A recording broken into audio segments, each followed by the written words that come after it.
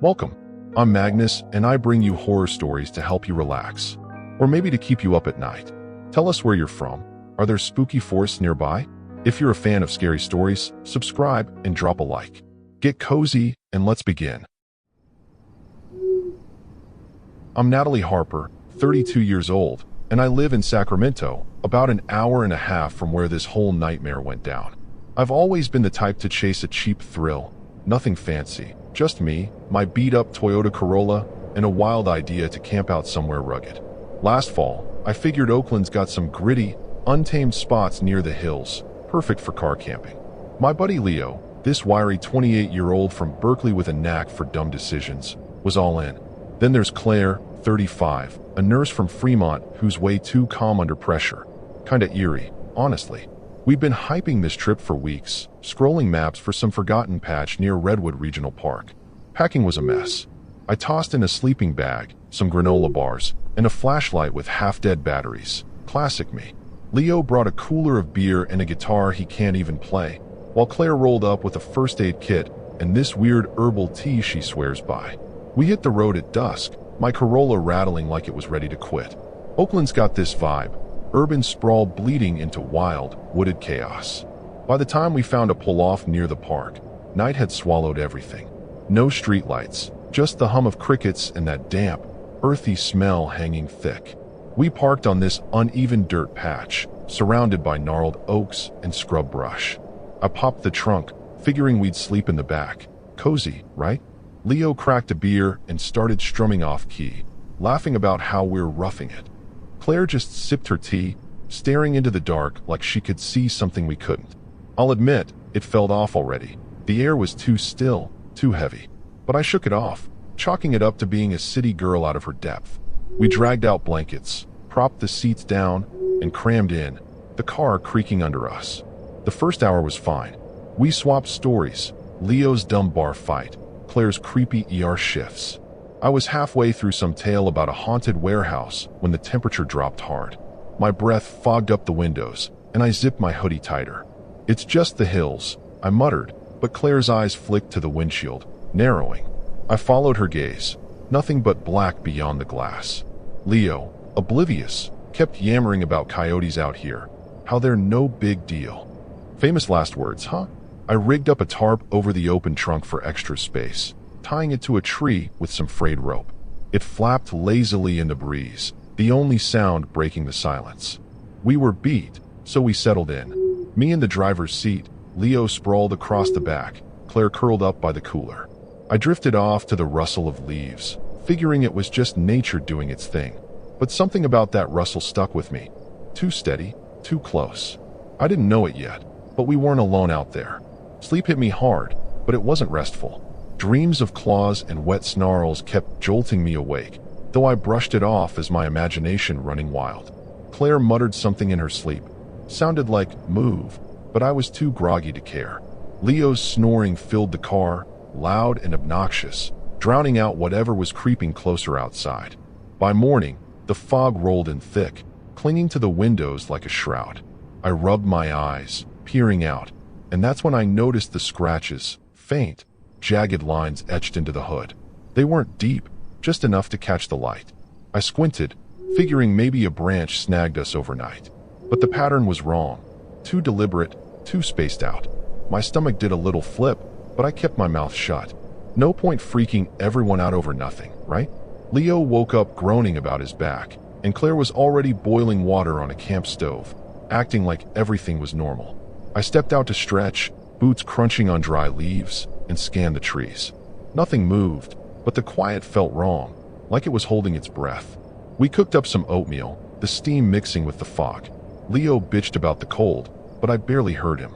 My eyes kept drifting to those scratches, my brain spinning excuses, kids messing around, maybe? Oakland's got its share of weirdos. Claire caught me staring and raised an eyebrow, but she didn't say anything. That's her style, watching, waiting. I should have said something then, should have trusted that gnawing in my gut. Instead, I grabbed a spoon and dug in, pretending it was all good. The day stretched out lazy and gray.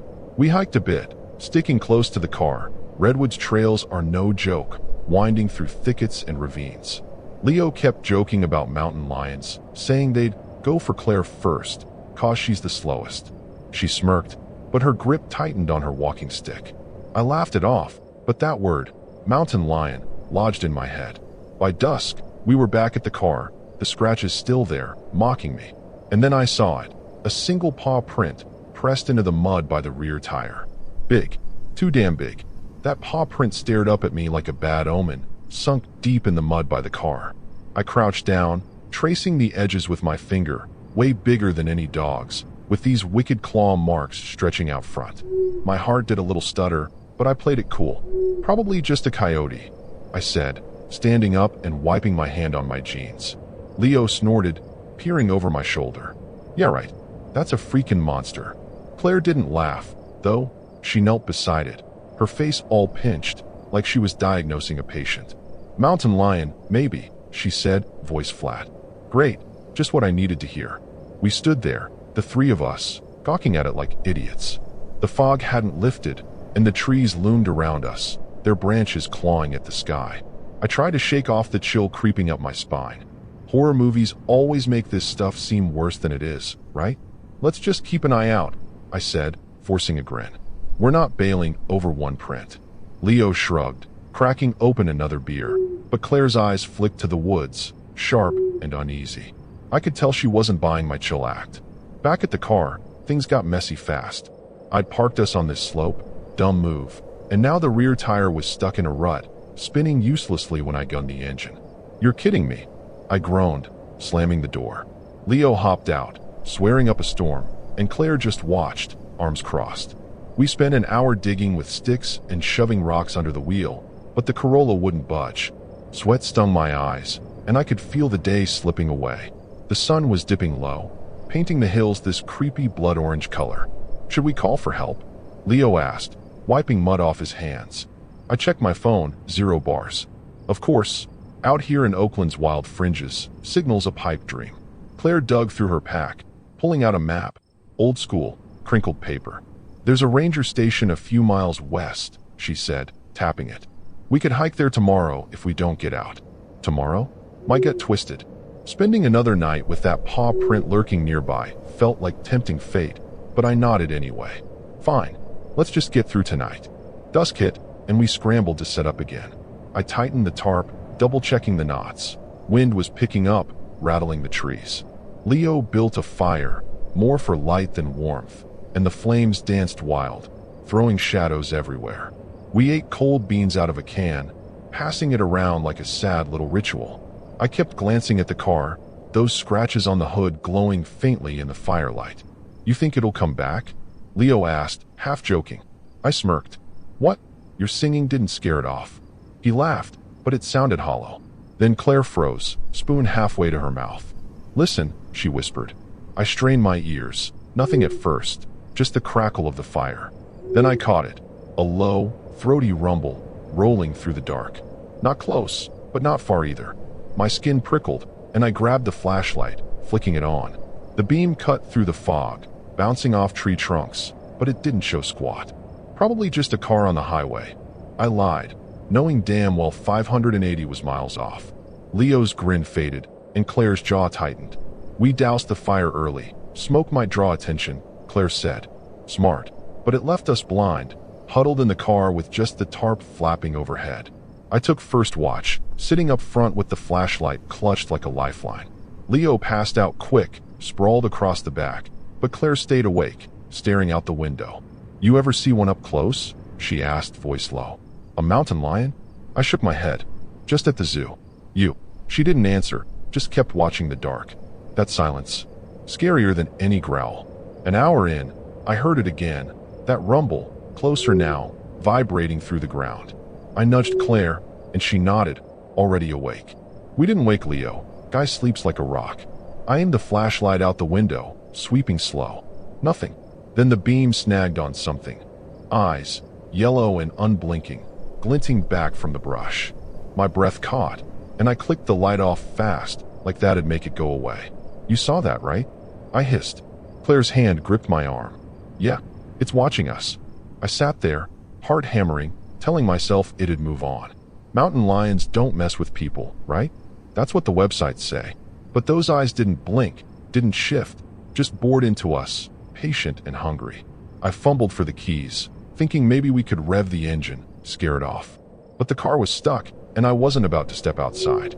Claire whispered, "Stay still," like I had a choice. The night stretched on, and those eyes stayed locked on us, waiting for something I couldn't figure out yet. Those eyes didn't budge, just hung there in the dark, glowing like twin lanterns.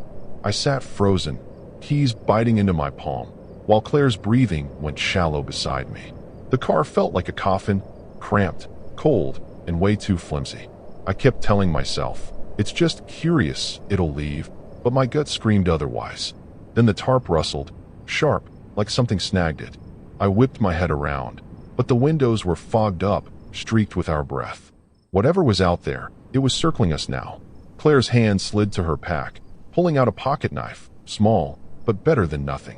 "We need to stay calm," she whispered, though her voice shook just enough to betray her. I nodded, swallowing hard. Leo snorted awake in the back, mumbling, "What's with the whispering?" I shot him a look. "Shut up and listen." He blinked, bleary-eyed, then went stiff as that rumble rolled through again. Louder, closer, rattling the loose change in the cup holder. "Holy crap," he breathed. I clicked the flashlight back on, aiming it low through the windshield. The beam caught movement, sleek, tawny fur sliding between the trees, maybe 20 feet out.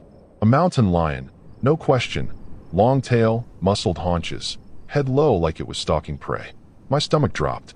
It wasn't just watching anymore, it was hunting. "That's not normal," Claire said, gripping her knife tighter. "They don't come this close unless—" She didn't finish, but I knew. Unless they're desperate or pissed. The car rocked, slight, but enough to make us jump. Something heavy brushed the side, claws scraping metal with a sound like nails on a chalkboard. I yelped, dropping the flashlight, and it rolled under the seat, plunging us into darkness. Leo scrambled upright, banging his head on the roof. What the hell was that? I fumbled for the light, heart pounding so loud I could barely hear him. The scraping stopped, but now I felt it. Pressure, like the air itself was pressing in, thick with something scary as hell. I got the flashlight back, shining it out the driver's window. Nothing, just fog and shadows. Then, bam! The tarp yanked hard, one corner ripping free and flapping wild. Claire grabbed my arm, nails digging in. "It's testing us," she hissed. Testing? That word hit me like a brick. This wasn't some curious kitty. It was playing with us, figuring out how to get in. I locked the doors, hands shaking, but those flimsy locks felt like a joke against something that size. Leo started hyperventilating, muttering, "We're screwed. We're so screwed." I wanted to snap at him, but he wasn't wrong. The lion prowled into view again, full on this time, no trees blocking it. It was huge, easily 150 pounds, with a scarred muzzle and eyes that pinned us like we were dinner. It paced slow, deliberate, right in front of the hood, then stopped and stared. I've never felt so small, so trapped. The horror of it sank in. This thing wasn't leaving. Then it lunged, not at us, but the tarp. Jaws snapped shut, tearing it down in one rip, the rope snapping like thread. The car shook as it landed, claws skittering across the hood. Those scratches weren't from last night. They were fresh. I screamed, and Leo yelled something incoherent, kicking the cooler over. Beer cans rolled everywhere, and Claire slashed her knife at the air like that'd do jack. The lion backed off, but only a step, growling low, a sound that vibrated in my chest, pure terror. It didn't attack again, just stood there, head tilted, sizing us up. I realized then it wasn't alone. A second set of eyes blinked, smaller, dimmer, flickered in the brush behind it. Cubs. This wasn't just a lone predator. It was a mom protecting her babies, and we'd parked right in her territory. Oakland's hills are crawling with wildlife, but I never thought I'd be the idiot who stumbled into a den. Claire's face went pale. "She's not going to stop," she said, voice cracking. "Not with cubs." I stared at those cubs, barely visible in the dark, and knew we'd crossed a line you don't come back from. The mama lion's growl deepened, and she took a step closer, her paw smearing that big print from earlier. My mind raced. Stories I'd heard, like that jogger in Southern California mauled by a lion years back, flashed through my head. This was real, and it was wrong, so damn wrong. She wasn't backing off, And now her babies were watching too, learning from her. We were the lesson. The mama lion's growl turned my blood to ice, and those cubs' eyes glinting in the dark made it worse, like we were starring in some twisted nature documentary gone off the rails. I gripped the steering wheel, even though the car was still stuck, my knuckles white as hell. "We gotta move," I rasped, voice barely working. Claire nodded, knife still out, while Leo fumbled with the cooler, like spilled beer was our biggest problem. The lion took another step, her claws clicking on the hood, and I knew we were out of time. I turned the key, engine sputtered, tires spun, kicking up mud, but nothing. "Come on, you piece of junk." I slammed the dash, panic clawing up my throat. Claire shoved her map at me. "The ranger station, west." We run for it. Run? With a pissed-off mountain lion and her kids? But staying was a death sentence. Leo's eyes bugged out. "You're nuts," he yelled, but the car rocked again, harder this time, as she swiped at the windshield, cracking it. That settled it. We grabbed what we could, my flashlight, Claire's knife, Leo's stupid guitar case for some reason, and piled out the passenger side, away from her. She roared, a sound that hit me like a punch, and I bolted, legs pumping through the brush. Claire was right behind, steady as ever, but Leo tripped, sprawling face first into the dirt. I skidded back, yanking him up. "Move, dumbass." The lion lunged, missing us by inches, her breath hot and rank as it grazed my arm. Scary doesn't even cover it. We ran blind, crashing through oaks and thorns, the flashlight beam bouncing wild. I heard her behind us, paws thudding, branches snapping, not rushing, just stalking, like she knew we couldn't outrun her forever. My lungs burned, and Leo wheezed, clutching his side. Claire hissed, "Keep going, west." I didn't know west from my own elbow out here, but I trusted her. Oakland's hills swallowed us, fog choking the air, and every step felt like a gamble with death. Then the ground dipped, a ravine, steep and slick with mud. I didn't see it till too late, tumbling down, flashlight spinning out of my hand. Claire grabbed a root, steadying herself, but Leo slid past, smacking into a rock with a sick thud. "Leo," I scrambled to him, heart hammering. He groaned, blood trickling from his forehead, but he was alive. The lion's silhouette loomed at the top, pacing, her cubs peeking over. She wasn't climbing down yet. Claire dropped beside us, checking Leo's head. "He's concussed," she muttered, ripping her sleeve to tie around it. I snatched the flashlight, its beam flickering now, great timing. "We can't stop," I said, hauling Leo up. He swayed, leaning on me, and we staggered along the ravine, the walls boxing us in. The lion's growl echoed above, but she didn't follow. Maybe the drop spooked her, or she was waiting us out. Either way, it was a sliver of hope in this horror show. We stumbled through that ravine for what felt like hours, Leo half dead on my shoulder, the flashlight dying slow. The air stayed thick, wet, like Oakland itself was trying to drown us. Claire kept pushing, her nurse mode kicking in, but I could see her shaking. Fear, exhaustion, all of it. I kept glancing back, expecting those yellow eyes to pop up any second.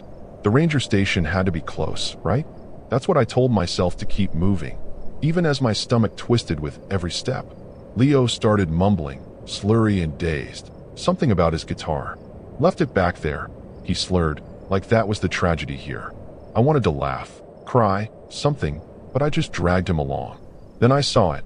Lights, faint through the trees. "There," I croaked, pointing. Claire squinted, nodding, and we pushed harder, adrenaline kicking in. The station was a squat little building, windows glowing, and I nearly sobbed at the sight. We banged on the door, and this grizzled ranger, Hank, his tag said, yanked it open, eyes wide. "What the hell happened to you?" I shoved Leo inside, babbling about the lion, the car, everything. Hank grabbed a radio, calling for help, while Claire slumped against the wall, knife still clutched like a lifeline. I sank into a chair, head spinning, the horror of it all crashing down. We'd made it, barely. Hank patched Leo up, said he'd be fine with rest, but I couldn't shake the feeling we'd dodged something way uglier. "Mountain lions don't usually do that," he said, frowning. "Must have been starving, or you got too close to her den." Great. We'd rolled into a nightmare by dumb luck. He offered to tow the Corolla out come daylight, but I barely heard him. My brain was stuck on those cubs, that mama, the way she'd hunted us.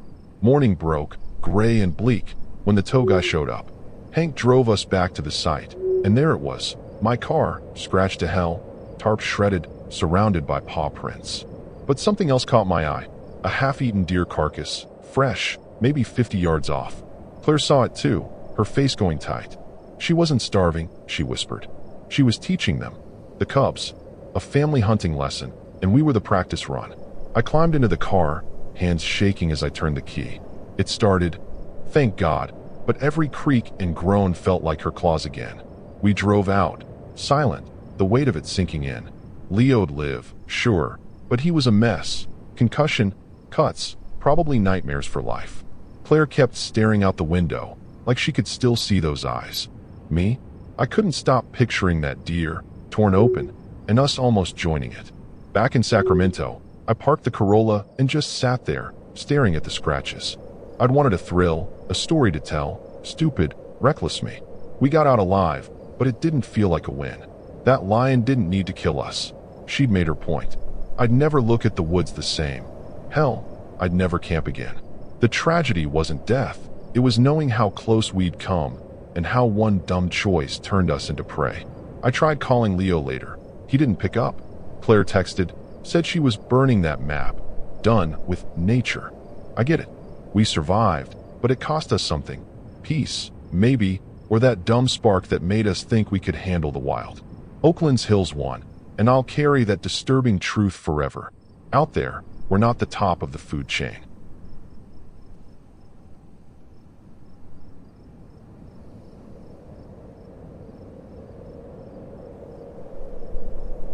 My name is Lucas Mercer. I have 28 years old, and I live in San Francisco. I've always been somewhat of a city person, but lately the constant noise and hurried pace had been wearing me down.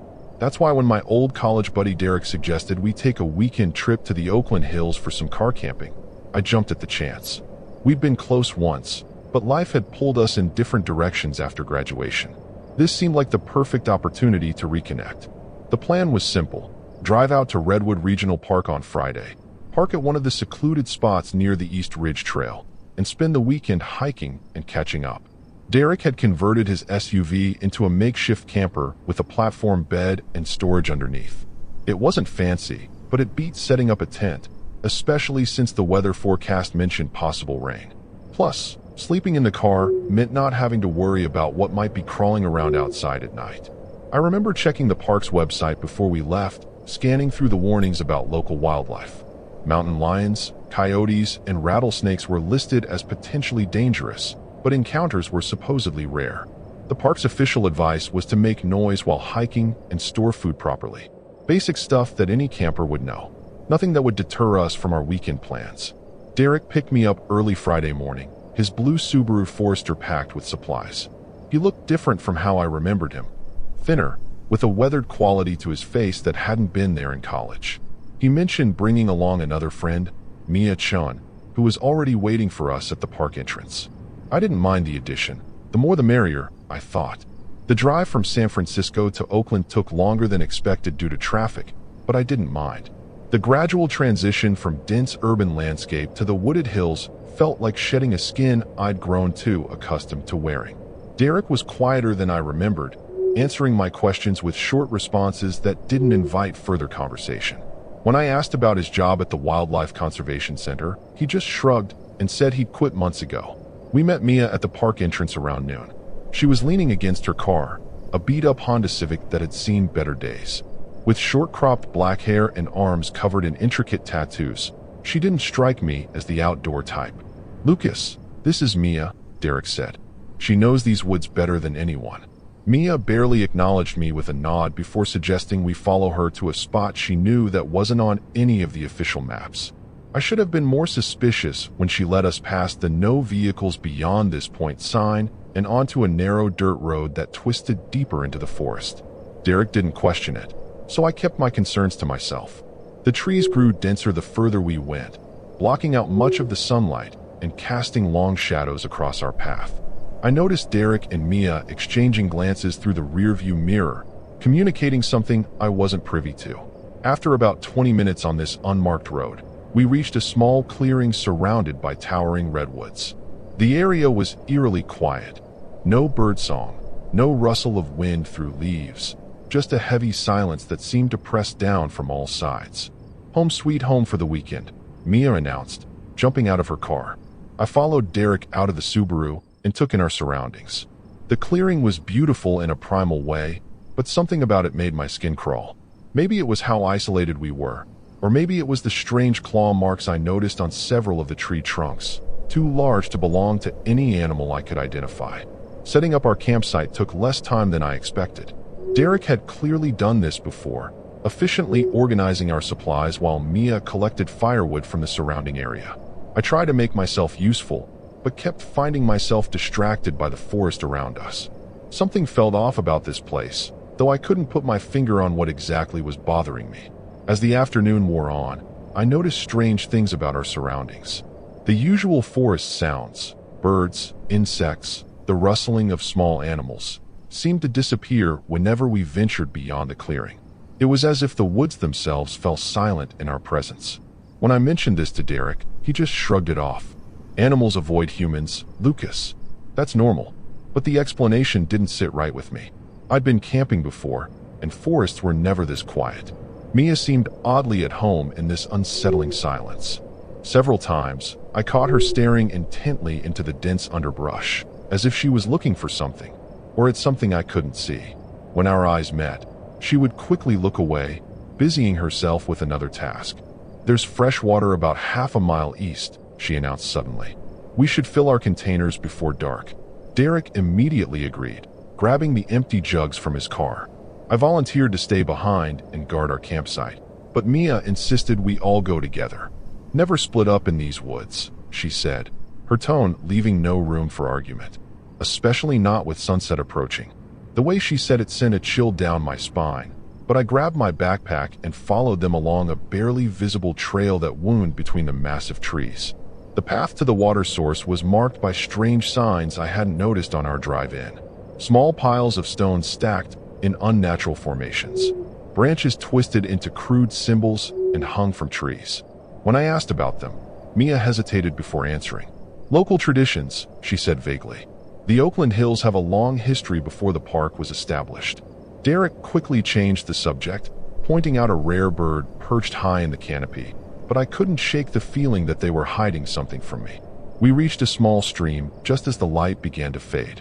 The water ran clear over smooth stones, but what caught my attention were the tracks in the mud along the bank. They looked like cat prints, but much larger than any house cat. Larger even than what I'd expect from a bobcat. Mountain lion, maybe? But something about their pattern seemed wrong. They were too deliberate, almost like they were circling the area where we now stood. While filling our water containers, Derek accidentally knocked his phone into the stream. He cursed, quickly fishing it out, but the damage was done. "No signal anyway," he muttered, shaking water from the device. That's when I realized I hadn't checked my own phone since we arrived. I pulled it from my pocket. No service, not even a single bar. We were completely cut off from the outside world. The sun was setting rapidly as we made our way back to camp, casting long shadows through the trees that seemed to reach for us like grasping fingers. The temperature dropped quickly, and I found myself shivering despite my jacket.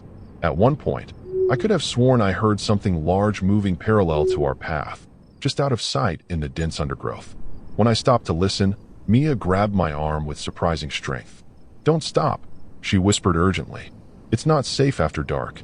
Back at the clearing, Derek quickly built a fire while Mia set up a perimeter of sorts around our vehicles, stringing some kind of thin wire between trees at ankle height. When I asked what she was doing, she called it a precaution against nocturnal animals. Derek avoided my eyes when I looked to him for a better explanation.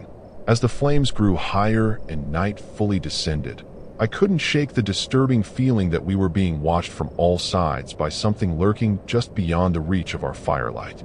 That night, I barely slept. Each time I drifted off in the back of Derek's Subaru, some sound would jolt me awake. A branch snapping, leaves rustling, or what sounded disturbingly like low growling.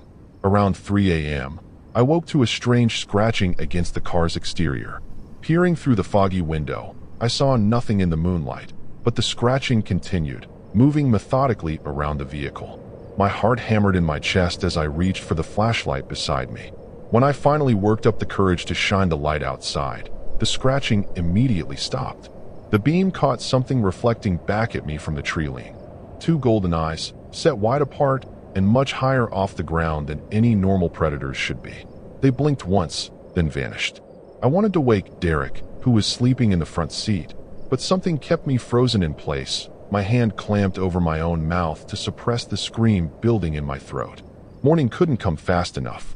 When I finally emerged from the car, exhausted and on edge, I found deep gouges in the paint along the driver's side, for parallel lines that couldn't have been made by branches.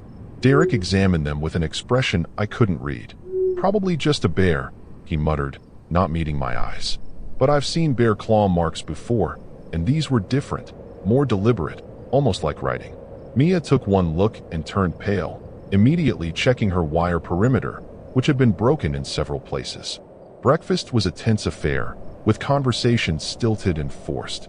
When I suggested cutting our trip short, Derek and Mia exchanged that look again, the one that told me they were keeping secrets. "We can't leave yet," Mia finally said. "The roads out of here are treacherous in the morning fog. We should wait until afternoon." It was a flimsy excuse, and we all knew it, but Derek nodded in agreement. I felt trapped, but what choice did I have? My car was back in San Francisco, and we were miles from the main park areas. Around midday, Mia suggested a hike to clear the air. Derek eagerly agreed, as if desperate for something to do.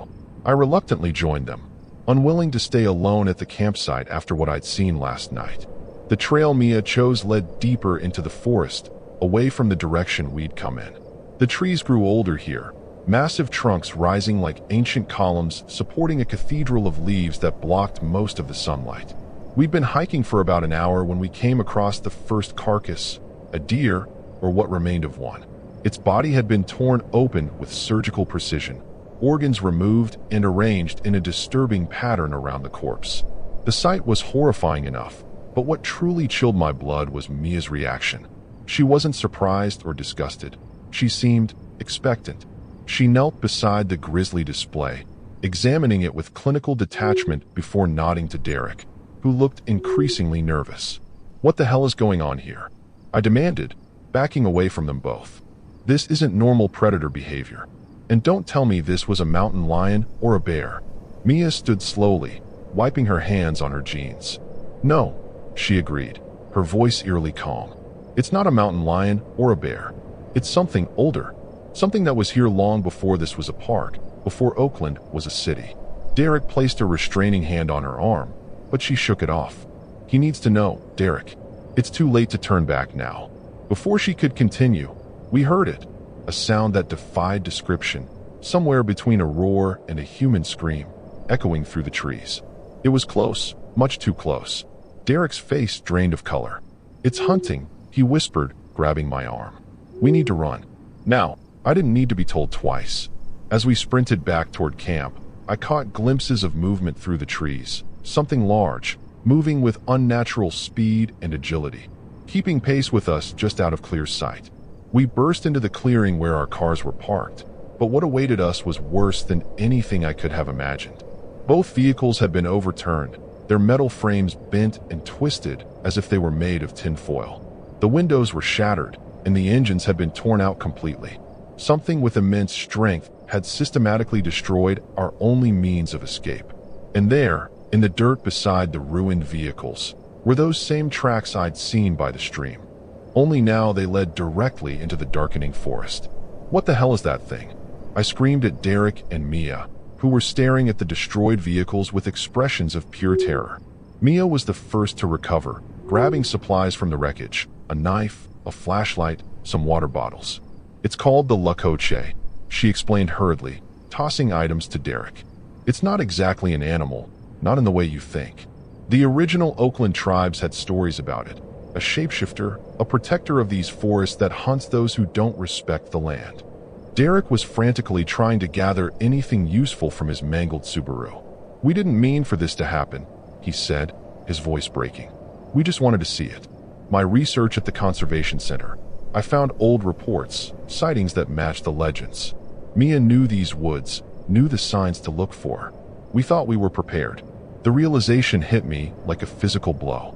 They had deliberately led me here, used me as bait for whatever creature was hunting us now. Another scream echoed through the trees, closer this time. We had no time for recriminations. There's a ranger station about 5 miles north, Mia said, shouldering a small backpack of supplies. If we move fast, stick to the streams to mask our scent, we might make it before nightfall. The sun was already beginning its descent, shadows lengthening across the clearing. We had maybe 3 hours of daylight left, and the thought of being in these woods after dark with that thing hunting us was unbearable. We ran, following Mia's lead along game trails and shallow creeks. Every sound in the forest became a potential threat, every rustle of leaves, every snapping twig. At one point, Derek stumbled on a root and fell hard, cutting his hand on a sharp rock. The blood welled up immediately, and I saw the panic in his eyes as he tried to wipe it away. "It can smell blood," he whispered, wrapping his shirt around the wound. "It's drawn to it." As if summoned by his words, we heard movement in the underbrush behind us. Heavy, deliberate steps that no normal animal would make. "Don't look back," Mia hissed, pulling us forward. "Just run." We crashed through the forest, abandoning any attempt at stealth, driven purely by survival instinct. I could hear it gaining on us, branches snapping under its weight. The ranger station couldn't be much further, but I was beginning to doubt we'd make it in time. The forest suddenly opened into a small meadow, and for a moment, hope surged through me as I spotted a structure on the far side. Wooden walls, a metal roof. The ranger station. We sprinted across the open ground, fully exposed. I was halfway across when I heard Derek scream. Turning back, I saw him on the ground, being dragged backward toward the tree line by something I could only catch glimpses of: matted fur, unnaturally long limbs, a face that seemed to shift between animal and human features. Mia grabbed my arm when I instinctively moved to help him. "We can't," she said, her face a mask of grief and fear. "It's too late for him." As if to punctuate her words, Derek's scream cut off abruptly, replaced by sounds I will never be able to forget. Tearing, wet ripping, the crack of bones. I stood frozen in horror until Mia yanked me toward the station. "He's bought us time," she said grimly. "Don't waste it." We reached the station and barricaded ourselves inside just as darkness fell completely. The small building had a radio, but it was dead, no power. The emergency satellite phone was missing, probably taken by the last ranger who'd been stationed here. We were still trapped, but at least we had walls between us and the thing outside. Mia used the opportunity to tell me everything. How she and Derek had become obsessed with the legend of the La Coche, how they'd tracked its territory to this remote corner of the park, how they believed it only attacked those who entered its domain with intent to harm or exploit. "But we didn't come here to harm anything," I argued, trying to make sense of what was happening. Mia's expression darkened. "Didn't we?" Derek wanted to capture evidence, to make his name with a major cryptozoological discovery. I wanted to see if the stories about its power were true. "And you?" She trailed off, unwilling to finish the thought. Outside, something heavy circled the station, occasionally scratching at the walls. We sat in terrified silence, waiting for dawn and praying the flimsy structure would hold until then. Dawn came after what felt like an eternity. The sounds outside had stopped sometime in the early morning hours, but neither of us was willing to check if the coast was clear. Mia finally peered through a window, then sighed with visible relief. "I think it's gone, at least for now. They're primarily nocturnal." The meadow outside was peaceful in the morning light, showing no sign of the horror that had unfolded there the previous evening. No sign of Derek, either. We cautiously emerged from the station, both of us scanning the tree line constantly. "The main park road should be about 2 miles that way," Mia said, pointing east. "If we hurry, we can reach it before noon." I nodded, too exhausted and traumatized to argue. We set off at a brisk pace, following what appeared to be an old maintenance trail that led away from the station. The forest felt different in daylight, less menacing, but no less watchful. I couldn't shake the feeling that we were being allowed to leave, that our escape was a conditional thing that could be revoked at any moment. Mia seemed to sense it too, her eyes constantly darting around us as we walked. "It's toying with us," she murmured. "It could have taken us both last night if it wanted to." We were about halfway to the road when Mia suddenly stopped, looking down at her GPS. "This can't be right," she said, frowning at the screen. According to this, we've been walking in a circle. I felt a cold dread settling in my stomach as I looked around. The trees all looked the same to me, but something about our surroundings did seem familiar. Mia turned slowly, checking the sun's position, then went pale. "We need to run," she whispered. "Now." Too late. The undergrowth around us erupted as something massive burst into view, a creature that defied description, its form seeming to shift and change even as I looked at it. One moment it appeared as an enormous mountain lion with two mini limbs, the next as something more bear-like, but walking upright, its face a disturbing blend of human and animal features. The only constants were its size, easily 7 feet tall when standing, and those golden eyes I'd seen through the car window. Mia pushed me hard, screaming for me to run, then turned to face the creature herself. I stumbled backward, watching in horror as she pulled out her knife, a ridiculously inadequate weapon against such a monster. "I'm sorry," she shouted, though whether to me or to the creature, I couldn't tell. This wasn't supposed to happen. The Lakoche moved with impossible speed, covering the distance between them in a single bound. What happened next, I cannot fully explain. Mia didn't run or fight. Instead, she dropped her knife and spread her arms wide, as if in surrender or offering. The creature stopped just short of her, its form settling momentarily into something almost recognizable, a massive wildcat of some kind, but with unusual markings and an intelligence in its eyes that no animal should possess. They regarded each other for a long moment, and then, to my astonishment, Mia began to change. It started with her eyes, which took on the same golden glow as the creature's. Then her form seemed to blur and shift, her body contorting in ways that should have been painful but didn't seem to cause her distress. In moments, where Mia had stood was now a second creature, smaller but unmistakably of the same kind as the first. They communicated in sounds no human throat could make, and then both turned to look at me. In that moment, I understood with perfect clarity. Mia had never been fully human. She had been one of them, living among humans, perhaps studying us as we studied them.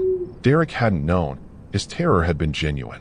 But I had been brought here for a purpose, as part of some ritual or test that I couldn't comprehend. The larger creature, the true Lakoche, took a step toward me, and I knew my life hung in the balance of whatever decision it was making. I don't remember much of what followed. There are flashes, running blindly through the forest, the sound of pursuit that would draw near then inexplicably fade away, as if I was being herded rather than hunted. Somehow, I found myself at the main park road just as a ranger's truck was passing.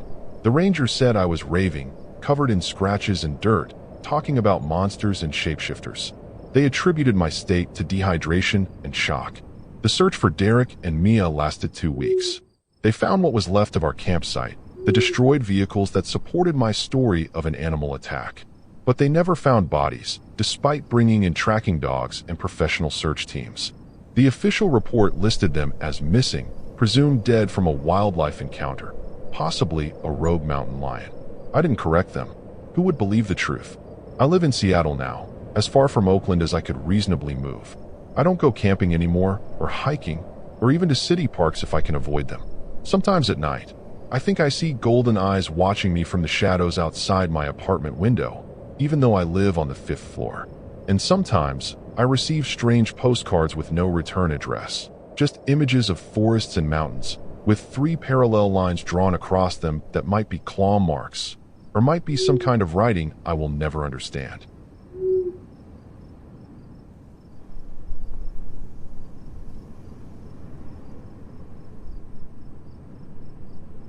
My name is Daniel Mercer, and I have 28 years old. I live in Sacramento, working as an environmental journalist for a small online publication. I've always been fascinated by wildlife, particularly predators. Something about their calculated hunting methods both terrifies and captivates me. My coworker Eliza Richardson suggested we take a weekend trip to Oakland to document the increasing coyote activity in the hills. The urban wildlife encroachment had become newsworthy, with several pets going missing in residential areas bordering the wilderness. I wasn't exactly thrilled about sleeping in my Honda Civic for 3 nights, but Eliza insisted it would give us the authentic experience we needed for our peace. "We'll catch them at dawn when they're most active," she said, her eyes glinting with that enthusiasm that made her such a good photographer. Our editor, Marcus, approved the trip immediately, anything to boost our struggling readership numbers. The Oakland Hills seemed like the perfect spot, close enough to civilization, but with enough wilderness to observe the local wildlife. Tilden Regional Park borders Berkeley to the northeast, with its expansive terrain home to coyotes, mountain lions, and even the occasional black bear. People forget how wild California still is, even right up against our urban sprawl. I packed light, a sleeping bag, some trail mix, my laptop, and a small cooler with enough food for the weekend. Eliza brought her expensive camera equipment and a field guide to local wildlife. Our third companion, Derek, was a wildlife biology student from UC Berkeley who volunteered to help us identify tracks and behaviors. He was quiet but knowledgeable, the kind of guy who seemed more comfortable around animals than people. We left Sacramento early Friday morning, the June sun already blazing by 7 a.m. The drive was uneventful, filled with Eliza's excited chatter about previous wildlife encounters and Derek's occasional technical corrections. I remember feeling a sense of unease as we approached Oakland, something I dismissed as simple pre-camping jitters. I've never been the outdoorsy type, but I figured car camping would be a good compromise, close enough to nature for the story, but with the safety of modern shelter. The Oakland Hills were lush with late spring growth, the recent rains having encouraged an explosion of underbrush and wildflowers. As we drove higher into the hills, the city views below were spectacular, the bay shimmering in the distance. We found a secluded spot near a wildlife corridor Derek had identified from previous studies, perfect for observing without disturbing. "This is it," Derek said, pointing to a small clearing just off a fire road. "Coyotes use this path almost every morning. If we set up here, we'll have front row seats." He seemed confident, but I noticed how his eyes darted to the dense brush surrounding us, as if searching for something. When I asked if everything was okay, he just shrugged and said, "Just making sure we're not too close to any dens. They can get territorial." We parked my Civic and Eliza's Subaru side by side, creating a small camp area between them. The plan was simple: sleep in our cars, wake before dawn, and document the wildlife. As the sun began to set, casting long shadows through the trees, Derek pointed out fresh coyote tracks near a muddy patch beside our campsite. "They've been here recently," he said, his voice dropping slightly. "Very recently. Our first night went smoothly enough, though I barely slept, constantly jerking awake at every snap of a twig or rustle in the underbrush. By morning, my eyes felt like sandpaper, but Eliza was already up, camera in hand, her breath visible in the pre-dawn chill. Derek emerged from his tent looking equally exhausted, mumbling something about howling keeping him up all night. Strangely, I hadn't heard any howling, just the constant, unsettling feeling of being watched. "Did you guys notice anything weird about those tracks?" Derek asked over instant coffee. He pointed to where he'd shown us the coyote prints yesterday. In the morning light, there were new tracks, dozens of them, circling our cars in what looked almost like a deliberate pattern. My stomach tightened as Derek frowned. "These aren't right," he muttered, kneeling to examine them closer. "Coyote tracks, but the gate is off, and they're bigger than they should be." Eliza, ever the optimist, suggested it might be a particularly large alpha male, or perhaps even a coy wolf hybrid. Coyotes sometimes bred with wolves or domestic dogs, creating larger offspring with unpredictable behaviors. Derek didn't look convinced, but didn't argue. Instead, he suggested we move our camp about half a mile east, to higher ground with better visibility. "Just as a precaution," he added, not meeting my eyes. As we packed up to relocate, I noticed deep scratches on my Civic's passenger door that definitely hadn't been there before. They were about 3 feet off the ground, too high for a typical coyote to reach unless it had jumped. When I pointed them out, Derek's face paled slightly. "Let's just move quickly," he said, his earlier scientific detachment giving way to something that looked uncomfortably like fear. Our new campsite offered a panoramic view of the valley below and the dense forest surrounding us. Eliza immediately spotted movement in the trees about 100 yards away, a small pack of coyotes, 3 or maybe 4, moving with that distinctive trotting gait. She grabbed her camera with its telephoto lens, excitedly documenting their movement. "This is perfect," she whispered, snapping dozens of photos in rapid succession. I was watching through binoculars when I noticed something odd. While most of the pack moved normally, one animal at the rear seemed different, larger, its movement more deliberate, almost stalking rather than trotting. And it seemed to be looking directly at us, despite the distance and our concealed position. "Derek," I whispered, passing him the binoculars. "What's wrong with that one?" He looked for a long moment before slowly lowering the binoculars. "Probably nothing," he said, but his voice had that forced casualness people use when they're trying not to alarm others. Might be a dominant male, or could be injured. But later, when Eliza was busy reviewing her photos, he pulled me aside. "We should leave tomorrow, first thing in the morning."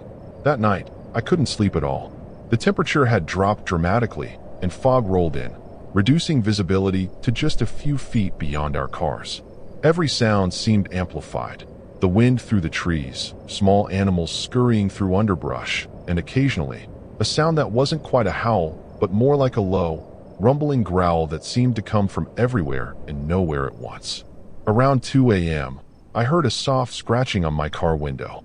Thinking it was Eliza or Derek, I turned on my phone's flashlight and nearly screamed when the beam illuminated not a human face, but what appeared to be a coyote standing on its hind legs, front paws against my window, staring in at me with eyes that reflected the light in an unnatural greenish yellow. For a moment, we locked eyes. Then it dropped to all fours and vanished into the fog before I could even fumble for my camera. I spent the rest of the night wide awake, clutching my pocket knife, telling myself it had been a dream or a hallucination caused by sleep deprivation. But in the morning, when I finally worked up the courage to exit my car, there were muddy paw prints on my driver's side window and door, too high up to have been made by an animal on all fours. Dawn broke with a heavy mist still clinging to the trees, reducing the world to ghostly shapes and muffled sounds. I immediately told Derek and Eliza about my nighttime visitor. Derek took it seriously, examining the paw prints with growing concern, while Eliza seemed skeptical, suggesting it might have been a raccoon or that the animal had jumped up against the car. "Besides," she added, checking her camera equipment, "this is exactly the kind of interaction we came here to document. We're getting amazing material." We decided to split up that morning, a decision I would regret for the rest of my life. Eliza wanted to follow a game trail where she'd spotted fresh scat. Derek needed to check some motion-activated cameras he'd set up the previous evening, and I reluctantly agreed to stay with the cars to organize our notes and back up the photos we'd taken so far. "We'll stay in radio contact," Derek assured me, handing me one of 3 walkie-talkies. "Channel 3. Check in every 15 minutes. For the first hour, everything went according to plan. Eliza radioed that she'd found what looked like a coyote den about half a mile south and was setting up to photograph any activity. Derek reported that something had triggered his cameras overnight, but hadn't disturbed the equipment. I was transcribing my notes when the first scream tore through the morning stillness, a sound so primal and terrified that I initially thought it must be some kind of bird or animal. Then Eliza's voice crackled over the radio, breathless and panicked. "Something's following me, not a coyote. Bigger, moving on 2 legs, sometimes dash." Static interrupted her transmission before she continued. "Eyes all wrong. Coming back to camp now, dash." More static, then nothing. I tried calling her repeatedly, but the radio remained silent. I immediately radioed Derek, who said he was closer to her last known position and would find her. He instructed me to stay put and keep trying her radio. 20 agonizing minutes passed with no word from either of them. I paced anxiously beside the cars, debating whether to go looking for them or stay as instructed. Finally, the radio crackled to life. Derek's voice, but strange, strained. "Daniel, get out now. Take my car. Keys under the front seat. Don't wait for us. They're not normal coyotes. There." His voice dissolved into a wet, gurgling sound that turned my blood to ice. I was paralyzed with indecision when I heard movement in the underbrush nearby. Relief flooded through me. They had made it back, only to curdle into horror as what emerged was not my friends, but 3 coyotes, walking slowly, deliberately toward me. Their movements were wrong, jerky yet coordinated, almost mechanical. Their eyes fixed on me with an intelligence that no wild animal should possess. And most disturbing of all, one of them appeared to have something dark and wet dangling from its jaws, something that looked horribly like a strip of clothing fabric. the same bright blue as Eliza's hiking shirt. I scrambled into my car, fumbling with the keys as the animals approached, unhurried, as if they knew I couldn't escape. As I finally got the engine started, the largest one, the strange one I'd noticed yesterday, reared up on its hind legs and placed its front paws on my hood. Standing like that, it was nearly as tall as a human, its eyes level with mine through the windshield. For a moment, it simply stared at me, head tilting slightly as if in curiosity or contemplation. Then it threw back its head and made that sound again. Not quite a howl, not quite a scream, something that seemed to exist in the uncanny valley between animal and human vocalization. As if responding to a signal, the others began circling my car, looking for a way in. One leapt onto the roof, its claws scrabbling against the metal as it tried to find purchase. Another began systematically testing each window with its paws, applying increasing pressure as if checking for weaknesses. Their behavior was coordinated, strategic, nothing like normal coyote behavior. I slammed the car into reverse, nearly throwing off the one on the hood, and began the desperate drive back down the fire road toward civilization. In my rearview mirror, I could see them following, not running flat out as you'd expect, but maintaining a steady, distance-eating lope that somehow seemed more terrifying. They weren't chasing in a panic, they were pursuing with purpose. And as the largest one crested a rise behind me, I could have sworn it was running on its hind legs for several strides before dropping back to all fours. My radio crackled one final time as I sped down the mountain. Through bursts of static, I heard what sounded like Eliza's voice, though distorted and strange. "Daniel, they got inside. They're wearing us. Don't let them." Then nothing but the open hiss of an empty channel and the pounding of my heart as I fled toward Oakland, the thing that used to be my friend's voice echoing in my ears. The fire road was a nightmare to navigate at speed. All blind curves, loose gravel, and unexpected dips that sent my car airborne for heart-stopping moments.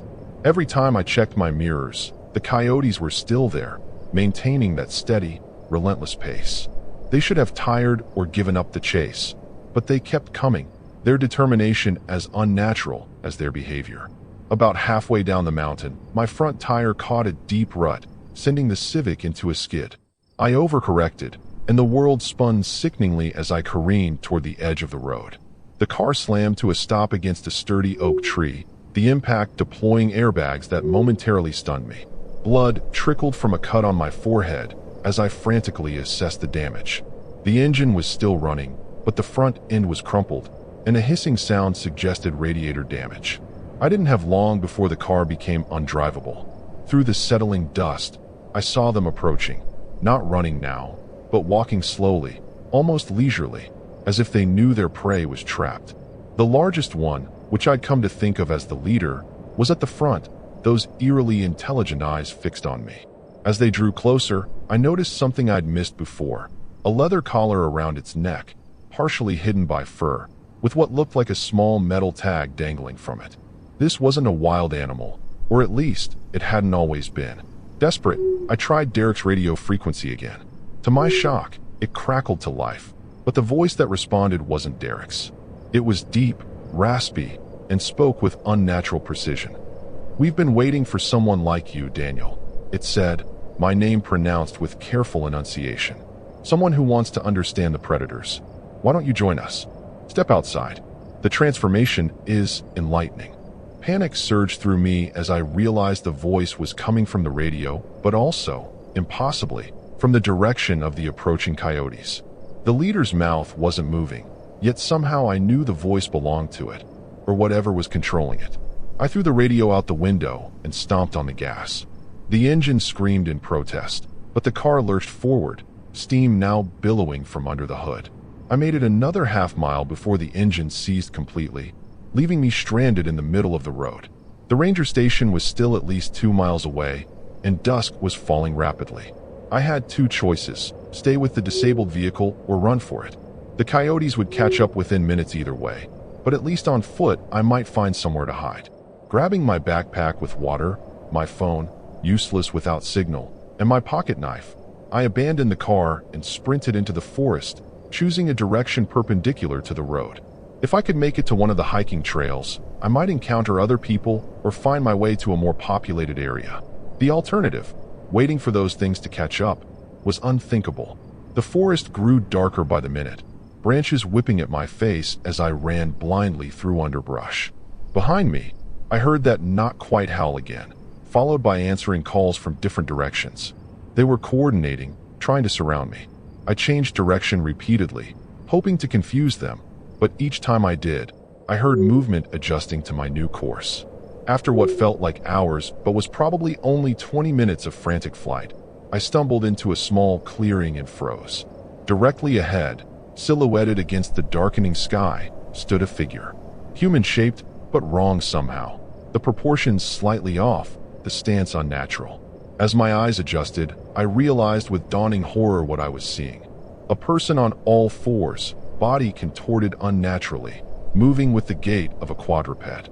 It was wearing hiking clothes, Derek's clothes, but the body inside them seemed to be reshaping itself, the spine elongating, the face distended into something between human and canine. I must have made a sound, because the thing that had been Derek turned toward me. Its face was the most disturbing part. Recognizably human features stretched over a changing skull structure, the jaw protruding, eyes yellowing, but still, horribly, Derek's eyes. They registered recognition as they met mine.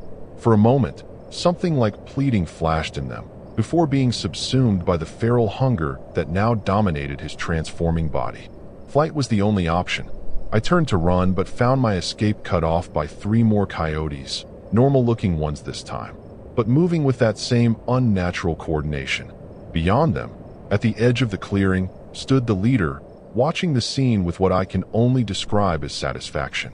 And beside it, a smaller figure that made my heart stop, a coyote with a camera still dangling from around its neck. Eliza's camera. With predators on all sides, I did the only thing I could. I climbed.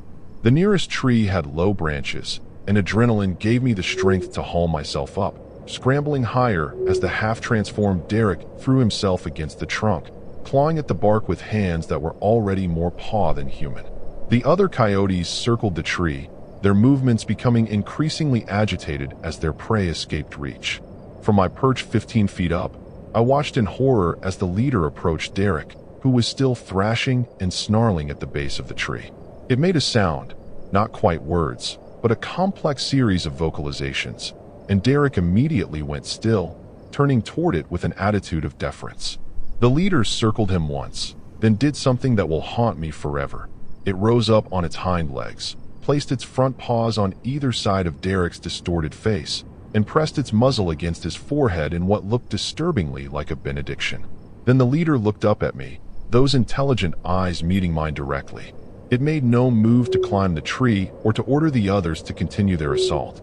Instead, it seemed almost amused, as if my temporary escape was merely a diversion in a game whose rules only it understood. Then, with deliberate slowness, it turned and trotted away into the gathering darkness, the others following like obedient soldiers. Even Derek, after a last agonized look in my direction, turned and followed, his movement becoming more fluid, more coyote-like with each step. I stayed in that tree all night, shivering, listening to distant howls that sometimes sounded almost like my name. When dawn finally broke, I climbed down on legs numb from cold and fear, and began the long walk back to civilization, jumping at every sound, expecting at any moment to see those intelligent eyes watching me from the underbrush.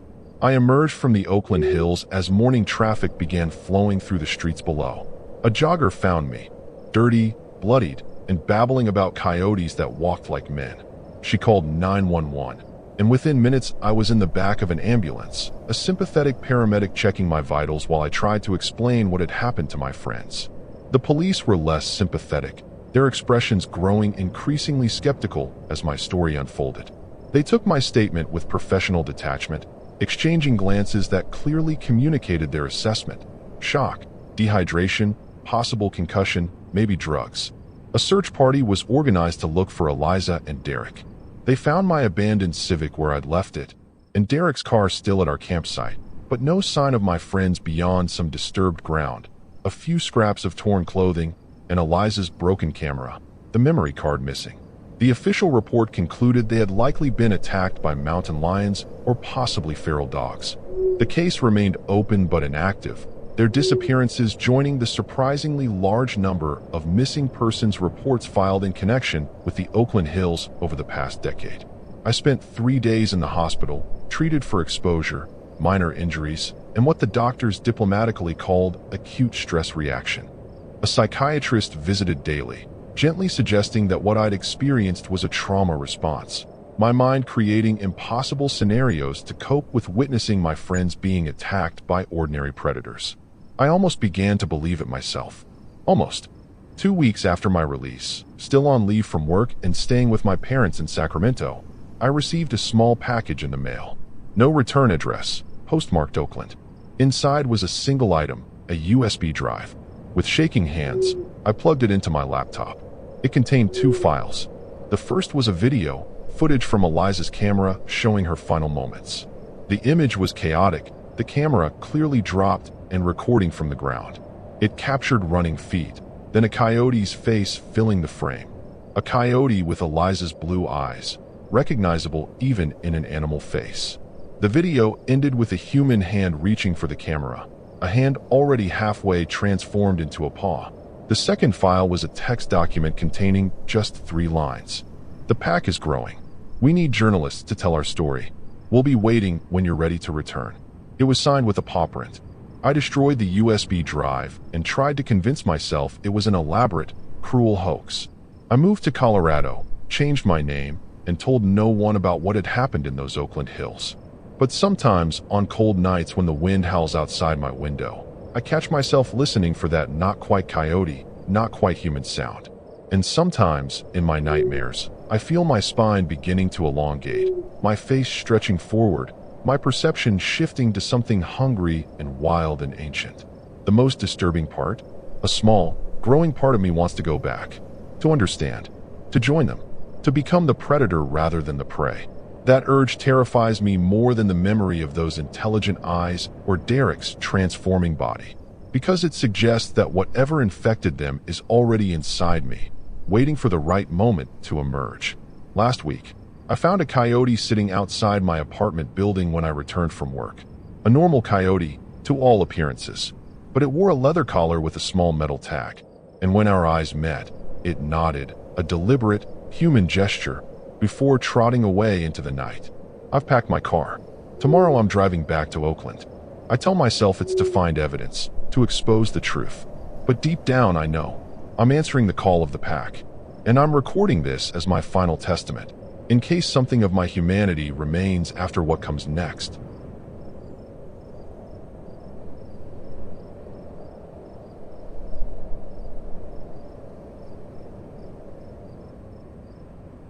I'm Ethan Caldwell, 29 years old, and I live in Stockton, a good hour-plus haul from where this mess went down. I'm a mechanic by trade, so I've always got this itch to tinker. Cars, gear, whatever. Last summer, I got it in my head to car camp somewhere raw, just me and my trusty old Jeep Cherokee. Oakland's got these rough edges near Lake Merritt and the hills that call to me. Close enough to civilization, but wild enough to feel real. I roped in my cousin Tara, 26, a barista from Hayward with a loud laugh and zero filter, and her boyfriend Marcus, 31, a quiet warehouse guy from Richmond who's built like a linebacker. We threw stuff together fast. I packed a toolbox, never leave home without it, some jerky, and a sleeping bag that's seen better days. Tara brought a bag of marshmallows and this cheap lantern she swore was vintage, while Marcus hauled in a tent he didn't even unpack, saying the Jeep'd be fine. We peeled out of Stockton late afternoon, my Jeep rumbling like it knew we were up to no good. Oakland greeted us with that mix of grit and green, streets fading into scrubby trails near the lake. I found us a spot off a dirt road near Nolan Park, tucked between oaks and overgrown weeds. It's not some postcard campground, just a flat patch where the Jeep could sit, with the city lights flickering in the distance. We rolled in as the sun dipped, painting the sky this bruised purple. I popped the tailgate, figuring we'd sleep in the back, cramped, but doable. Tara lit the lantern, its glow wobbly and weak, while Marcus cracked open a soda, scanning the trees like he expected trouble. First night was chill enough. We roasted marshmallows over a little fire pit I rigged up, the flames licking at the dark. Tara yapped about some creepy podcasts she'd heard, missing hikers, weird lights, and Marcus just grunted, poking the fire with a stick. I leaned back against the Jeep, half listening, the air cool and thick with that earthy lake smell. "You ever think about what's out here?" Tara asked, grinning. I shrugged. "Raccoons, maybe. Nothing we can't handle." Famous last words, huh? We piled into the Jeep around midnight. Me up front, Tara and Marcus sprawled in the back with the seats down. I left the windows cracked. Needed air, even if it let in the damp. Sleep came quick, but it was restless, full of dreams about rustling leaves and something heavy moving nearby. I woke up once, groggy, to Tara muttering about forgetting her phone charger. Marcus didn't stir. Guy sleeps like he's hibernating. I drifted off again, ignoring the faint thump against the side of the Jeep. Morning hit with a gray haze, the kind that makes everything look washed out. I climbed out, stretching, and that's when I saw it. Mud smeared across the driver's door, streaked like something big had rubbed against it. "What the?" I muttered, running my hand over it. Wet, fresh, with these coarse hairs stuck in it. Black, bristly, not human. My stomach did a little flip, but I brushed it off. Probably a deer, right? Oakland's got wildlife sneaking around. Tara stumbled out, yawning, and spotted it too. Gross. "What hit us? A swamp monster," she joked, snapping a pic with her phone. Marcus loomed behind her, frowning. "That's no deer," he said, voice low.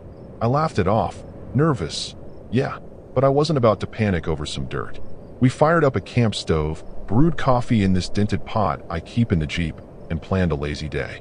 The smear bugged me, though, stuck in my head like a splinter. We hiked a bit, sticking close to the Jeep. Nolan's got these winding paths, all roots and rocks, easy to twist an ankle. Tara kept snapping pics, giggling about posting survivor shots, while Marcus lagged, kicking stones. I couldn't shake that mud. Those hairs kept picturing something lumbering through the dark. By afternoon, we were back, lounging by the Jeep, the lantern flickering as the sun sank. That's when I noticed the smell, rank, musky, drifting in on the breeze. It hit me slow, creeping up while we ate jerky and swapped dumb stories. I wrinkled my nose, glancing at Tara. "You smell that?" She sniffed, then gagged. "Ugh, like wet dog in garbage had a baby." Marcus stood, peering into the trees, his shoulders tensing. The smell got stronger, clinging to the air, and I felt it. This prickle, like we were being watched. I scanned the woods, but it was just shadows and that damned stink, wrapping around us like a warning I didn't catch yet. That smell stuck around, thick and nasty, like it was glued to the air. I stood by the Jeep, chewing my jerky slower, trying to pin it down. Wet fur, rot, something primal. Tara waved her hand in front of her face, groaning. "Seriously, Ethan, did you park us by a landfill?" I shot her a look. "It's not me, genius. It's out there." Marcus didn't say squat, just kept staring into the trees, his big frame all tensed up like he was ready to bolt or fight. The vibe was off, and I couldn't shake it. I grabbed a flashlight from the glove box, decent one, not that half-dead junk from my last trip, and flicked it on, sweeping the woods. Nothing but trunks and brush, the beam cutting through the dusk haze. "Maybe it's a dead animal," I said, mostly to convince myself.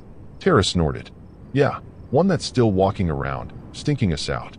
Marcus finally spoke, voice gravelly. "That's no corpse. It's moving."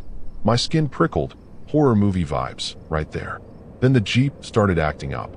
I'd left the keys in, radio on low, habit from late nights in the shop, and it cut out, lights flickering. "Ah, come on," I muttered, popping the hood. Battery cables were fine, but the engine coughed like it was choking when I turned the key. Tara leaned over my shoulder. "You're the car guy, fix it." I glared at her. "It's not dead, just moody." Truth is, I didn't know what was up, and that bugged me more than the smell. We decided to hunker down anyway. Night was closing in fast, and driving out on a sketchy Jeep wasn't smart. Marcus suggested a fire, so we scavenged sticks, piling them by the tailgate. The flames caught quick, popping and spitting, but that musky stench didn't budge. It mixed with the smoke, making my eyes water. I kept fiddling with the engine, cussing under my breath, while Tara paced, lantern swinging in her hand. "This is getting creepy," she said, half laughing, half not. An hour later, the ground shook, just a tremor, subtle, like a truck rolling by miles off. I froze, wrench in hand, and glanced at Marcus. "You feel that?" He nodded, slow, his eyes darting to the trees. Tara hugged herself. Marshmallow stick forgotten. Earthquake? She asked. Maybe.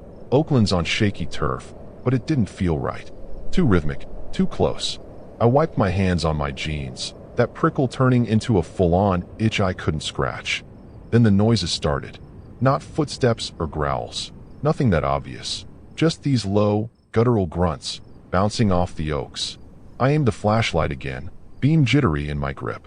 Raccoons, I said, voice thin. Marcus shook his head. Too big. The grunts got louder, overlapping, like a pack of something was out there, talking in a language I didn't want to learn. Tara's laugh died fast. Ethan, what the hell is that? I didn't have an answer. Just a sinking feeling, the kind you get when you realize you're not the only one calling the shots. The Jeep's radio crackled back on, static blasting, and I jumped, nearly dropping the flashlight. Jesus, Tara yelped, while Marcus grabbed a stick from the fire, holding it like a torch. The static cut to silence. Then that smell hit harder, closer, like it was right on top of us. I spun around, light catching nothing but shadows. We piled into the Jeep, doors locked, windows up tight. We're staying put, I said, trying to sound sure. Tara huddled in the back, lantern off, muttering about how she should have stayed home. Marcus gripped his stick, staring out the windshield. I kept the flashlight on, pointed low, watching the fire outside sputter as the grunts faded, then snapped back, sharper, from the other side. My heart thudded, and I knew this wasn't just wildlife screwing with us. The mud smear on the door, those hairs, flashed in my head. Bears roam Oakland's hills sometimes, sure, but this felt different, more disturbing. I've fixed cars through storms, break-ins, you name it, but this was new. I glanced at Tara, her face pale, then Marcus, his jaw set. Something was out there, circling, and it wasn't just curious, it was pissed. The Jeep rocked, slight but real, and I clenched the wheel, praying my tinkering skills could get us out of whatever we'd stumbled into. The Jeep rocked again, harder this time, like something slammed it on purpose. I gripped the wheel, knuckles popping, while Tara let out a squeak, scrambling to the middle of the back seat. Marcus thrust his fire stick out the cracked window, the flames spitting in the dark. Show yourself, he barked, voice steady but loud as hell. Nothing answered, just that stink, so thick now I could taste it, coating my throat like oil. Then the grunts turned into a roar, deep, wet, and way too close. I fumbled for the flashlight, hands slick with sweat, and flicked it on. The beam hit the windshield, bouncing back at first, but I angled it out the side window. There, hulking, black, and hairy, something reared up by the fire pit, maybe 15 feet off. A bear, had to be, massive, easily 400 pounds, with claws glinting as it swiped the air. But it wasn't right. Head too broad, eyes too red, glowing like brake lights. My stomach lurched. That's no bear, I choked out. Tara screamed, full-on, horror movie shrill, and the thing dropped to all fours, charging the Jeep. It hit the driver's side with a crunch, metal denting under me, and I yelled, slamming my foot on the gas even though we weren't moving. The engine revved, useless, while Marcus swung his stick, embers flying. The beast backed off, snarling, but those red eyes stayed locked on us, unblinking. What the hell is it? Tara sobbed, clutching my arm so tight it hurt. I didn't know, couldn't think, just kept the flashlight on it. Up close, it was worse, matted fur dripping with something dark, jaws too wide, teeth jagged like broken glass. Oakland's got black bears, sure, but this was a nightmare, something twisted and wrong. It paced, slow and deliberate, dragging those claws through the dirt, scrape, scrape, scrape. The sound drilled into my skull, pure terror, and I realized it wasn't just mad, it was toying with us. The Jeep shook again, back in this time, and I whipped the light around. Another one, smaller, leaner, same red eyes, clambered onto the tailgate, claws gouging the paint. There's two, Marcus shouted, twisting to jab at it. The glass held, barely, but cracks spiderwebbed out. Tara was a mess, rocking back and forth, muttering, "We're dead. We're dead." I wanted to argue, but my brain was blank, just white-hot panic. I grabbed my toolbox, yanking out a wrench. Dumb. Yeah, but it felt better than nothing. Start the damn car. Marcus snapped, and I turned the key again. It coughed, sputtered, then roared to life. Thank God for small miracles. But the big one lunged, slamming the hood, and the engine died right back out. Smoke curled up, acrid and sharp, mixing with that musky rot. The smaller one hissed, a sound like steam escaping, and I knew we were in deep, way deeper than any bear attack. It wasn't just hunting us. The big one circled back to the fire, grabbed Tara's lantern in its jaws, and crushed it, glass popping, light snuffed out. Darkness swallowed us, just the flashlight left, flickering like it was scared too. They're coordinated, Marcus said, voice low, like he'd seen this crap before. Coordinated? That hit me hard. Bears don't plan, don't team up like this. Something was seriously wrong, disturbing as hell. The smaller one leapt off, joining the big one, and they stood there, side by side, staring us down. I caught a glimpse of something. Scars, maybe, or sores oozing on their hides. Rabies? Mutation? My mind spun, pulling up stories. Old news about weird sightings near Lake Merritt, folks blaming pollution or worse. But this wasn't a headline. It was real, and it was here. The big one reared again, roaring so loud the windows rattled, and I felt it. We weren't getting out easy. Tara's sobs turned to whimpers, and Marcus gripped his stick like a spear, sweat beading on his forehead. I clutched the wrench, flashlight trembling, watching those red eyes multiply. Wait, multiply?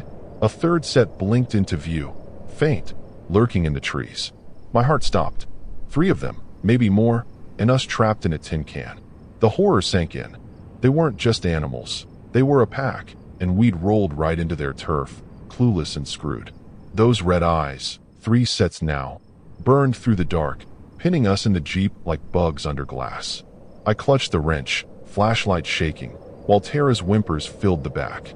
Marcus shoved his fire stick out the cracked window, yelling, "Back off!" The big bear thing roared back, slamming the hood again. Metal groaned, and the windshield splintered more. I turned the key, praying, and the engine sputtered to life. Hold on. I floored it, tires spinning in the dirt, and we lurched forward, clipping the smaller one as it leapt aside. The Jeep bounced hard, shocks creaking, as I aimed for the dirt road. The big one chased, a black blur in the rear view, its claws tearing chunks from the ground. Tara screamed, "Faster, Ethan," like I wasn't already redlining it. Marcus twisted, jabbing his stick through the back window.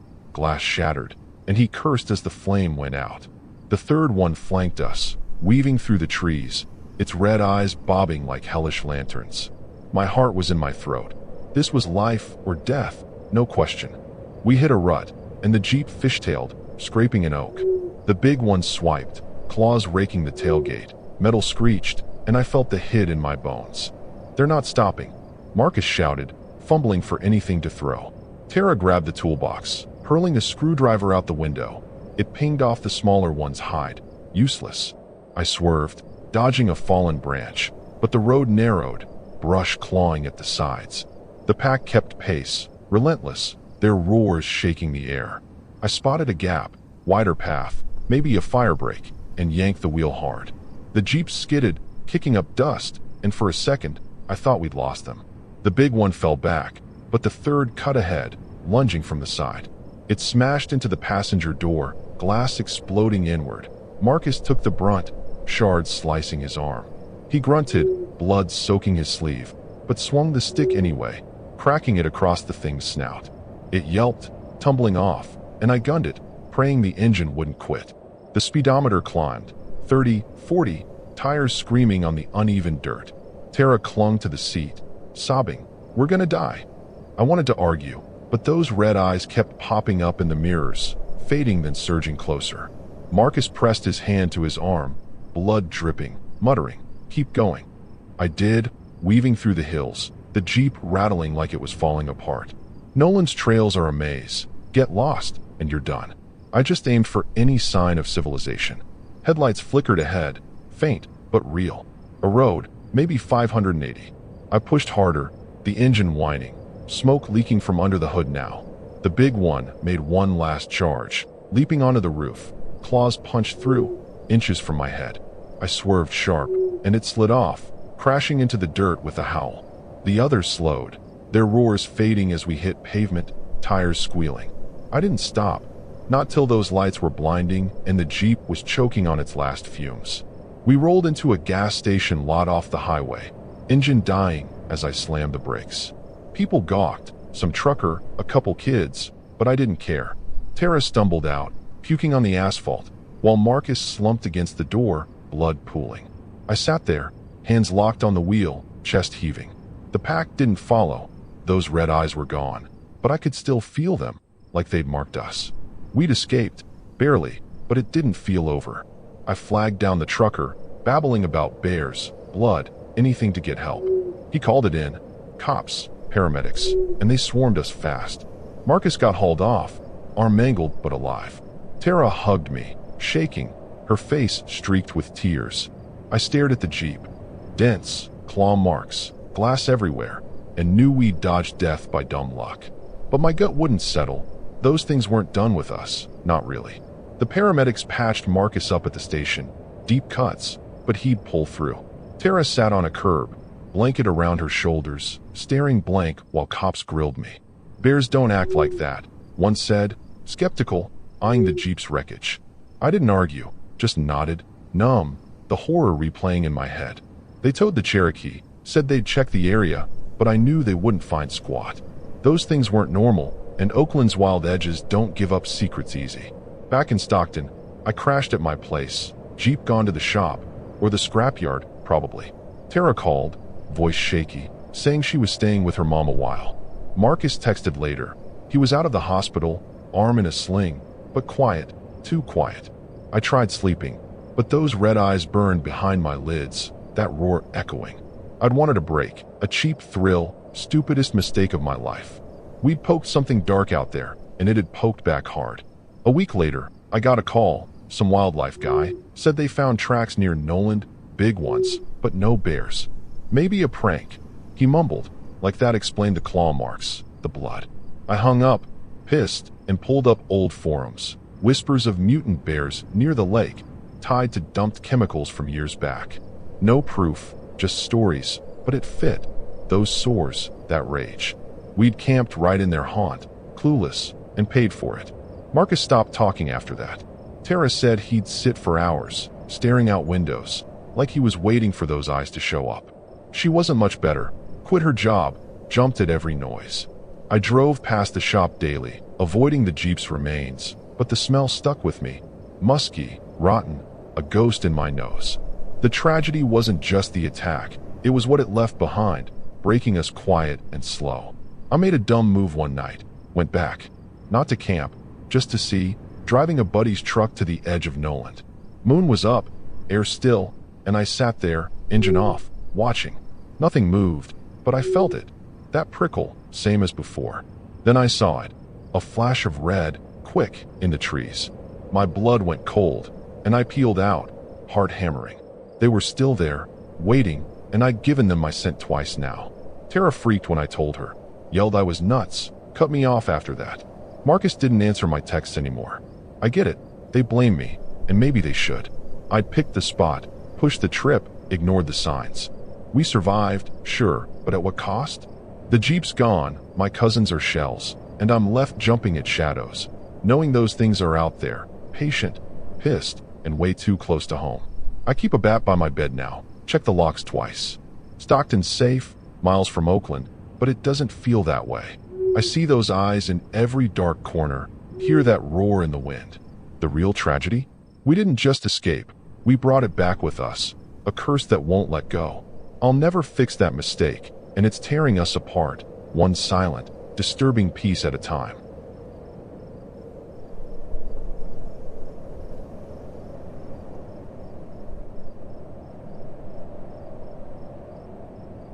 I'm Riley Novak, 27 years old, and I live in Modesto, a couple hours east of where this whole mess unfolded. I'm a freelance photographer, always chasing the next shot. Gritty, real stuff, not postcard fluff. Last October, I got this itch to car camp somewhere moody. Figured Oakland's got that raw edge I crave. Urban sprawl crashing into wild hills. I dragged along my friend Jace, 25, a tattoo artist from Livermore with a loud mouth and a sketchbook full of demons, and his sister Lena, 29, a librarian from Tracy who's way too smart for our dumb ideas. We threw gear into my old Subaru Outback. Camera, tripod, a beat-up sleeping bag for me. Jace packed a flask of whiskey and some spray paint, muttering about tagging nature, while Lena brought books and a solar lantern, rolling her eyes at us. We hit the road mid-afternoon, the Subaru's engine humming steady as we cruised past strip malls and into Oakland's tangle of streets. I aimed for a spot near Joaquin Miller Park, quiet, wooded, with killer views if you squint past the fog. I pulled off a winding road, tires crunching gravel, and parked us under a canopy of pines. The city glowed faint below, but up here, it was all shadows and damp air, perfect for some eerie night shots. We popped the hatch, flattening the seats to crash inside. Tight, but I've slept in worse. Jace cracked the flask, grinning. To epic nights. Lena smirked, setting up her lantern. To surviving you too. We laughed, but the dark pressed in quick, heavy with that piney, wet smell. First few hours were smooth. I messed with my camera, snapping long exposures of the trees, blurry, ghostly stuff I'd tweak later. Jace sprawled out, sketching by lantern light, while Lena read some old horror novel, muttering about foreshadowing. The air got chilly, fog rolling up from the valley, and I zipped my jacket, feeling that buzz of being out in the wild. You ever hear weird stuff up here? Jace asked, half joking. I shrugged. Just owls, probably. Yeah, right. We crashed around midnight. Me up front, Jace and Lena crammed in back. I left the windows cracked, fresh air's worth the cold, and drifted off to the hum of crickets. Dreams were weird, jagged, flashes of light, something moving fast. I woke once, groggy, to Jace snoring like a chainsaw. Lena shifted, mumbling about a page she'd lost. I ignored it, sinking back into sleep, but something felt off, like the air was holding its breath. Dawn broke gray and thick, fog clinging to the Subaru like wet cotton. I climbed out, stretching, and froze mid-yawn. The passenger side, my side, had this long, thin gash in the paint, like a razor dragged slow. Not deep, just enough to freak me out. What the hell? I muttered, running my fingers over it. Sharp, clean, too precise for a branch. My gut twisted, but I kept it to myself for now. No point spooking them yet. Jay stumbled out, rubbing his eyes. Rough night. He grinned, then saw the gash. Whoa, you piss off a ninja? Lena joined us, book in hand, frowning. That's not natural, she said, voice flat. I forced a laugh. Probably just some jerk with a key. But I didn't buy it. Too remote, too deliberate.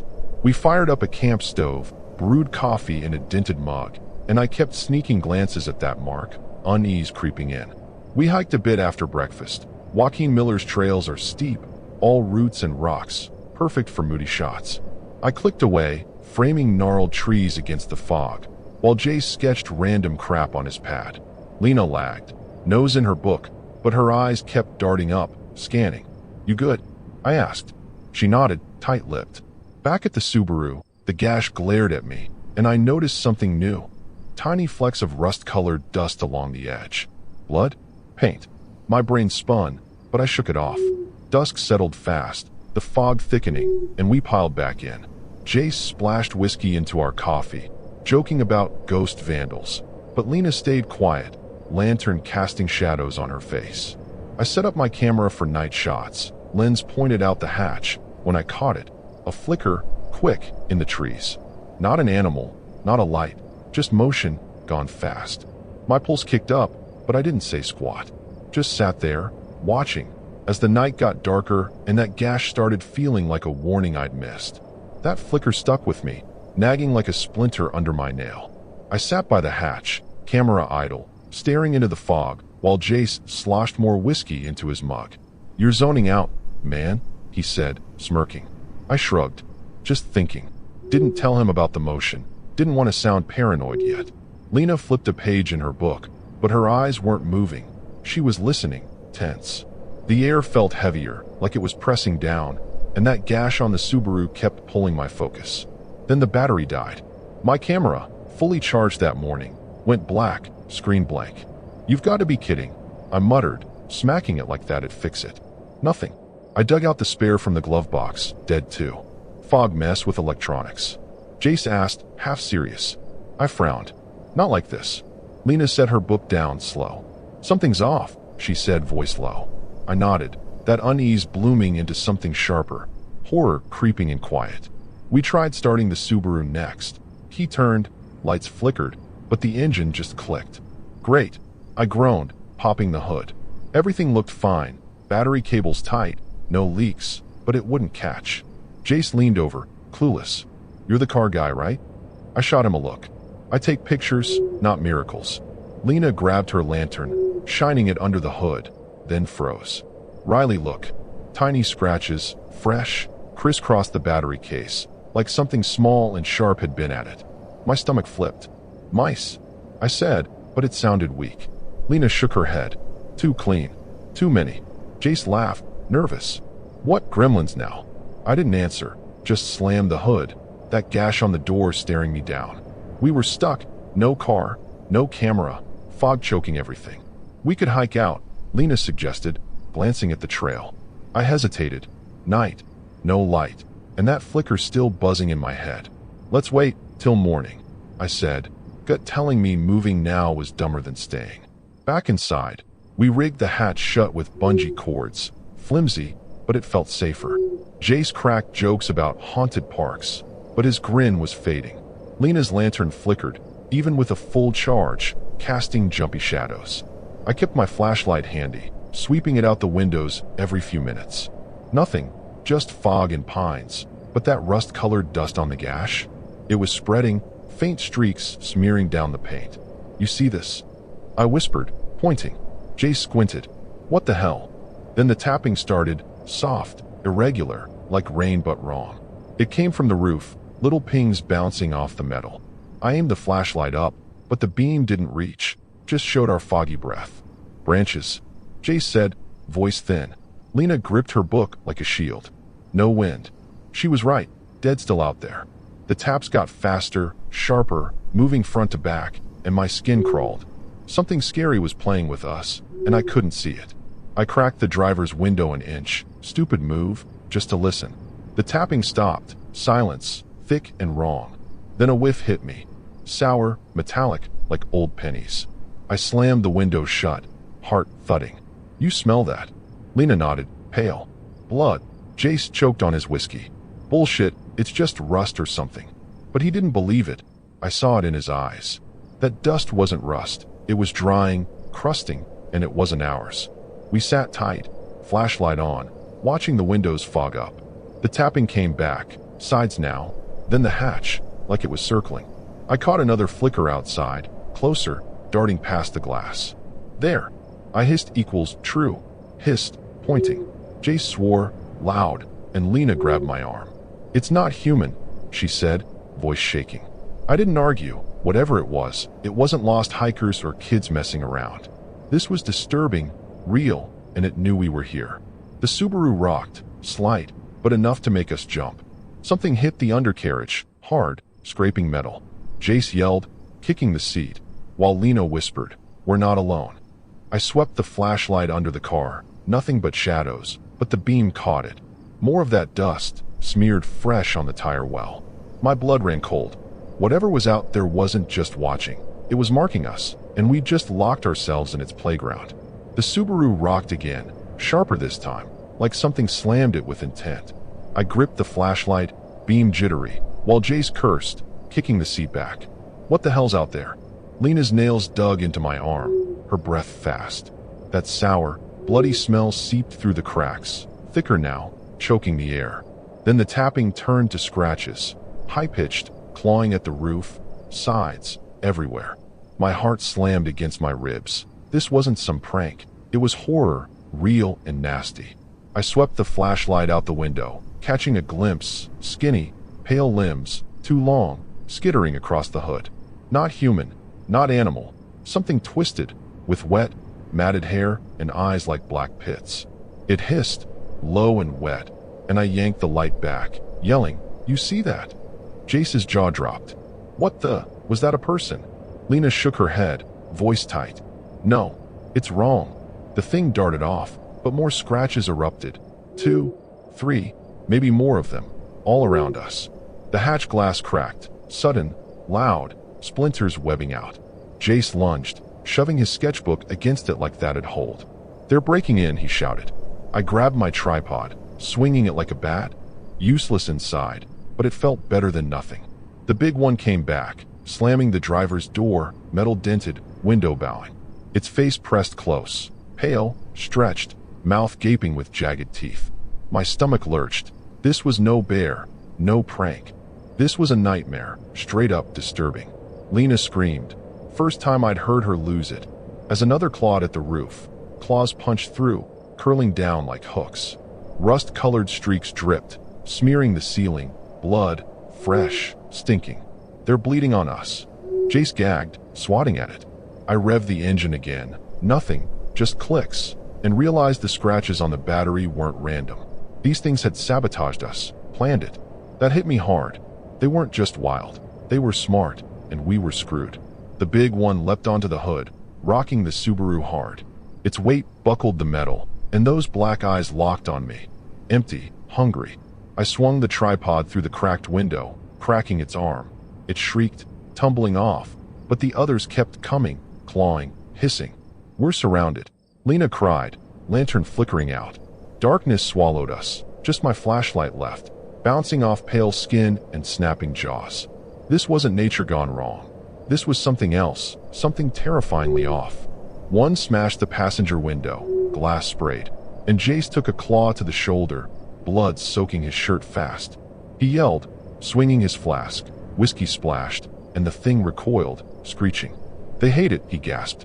I grabbed the flask, splashing more out the window. Hisses erupted, and they backed off, but only a step. My mind raced. Old stories from Modesto, drunks swearing about crawlers in the hills. I'd laughed then, not now. These were real, and they wanted us. The Subaru's frame groaned as another climbed the roof, tearing at the holes. Lena ripped pages from her book, shoving them at Jace. "Stuff the gaps." He did, hands shaking, blood dripping. I splashed whiskey again, buying seconds, but the flask was near empty. The big one circled back, slower now, watching, like it knew we were running out of tricks. My chest tightened. This wasn't just an attack, it was a hunt, and we were the prey, trapped in a horror show with no exit. They went quiet, sudden, eerie, huddled just outside the beam. I panted, flashlight trembling, catching their outlines. 4, maybe 5, all wrong angles and twitching limbs. "They're waiting," Lena whispered, voice breaking. Waiting? That chilled me more than the scratches. They weren't starving. They were patient, savoring this. Something was seriously messed up. Oakland's hills had bred monsters, and we'd parked right in their den.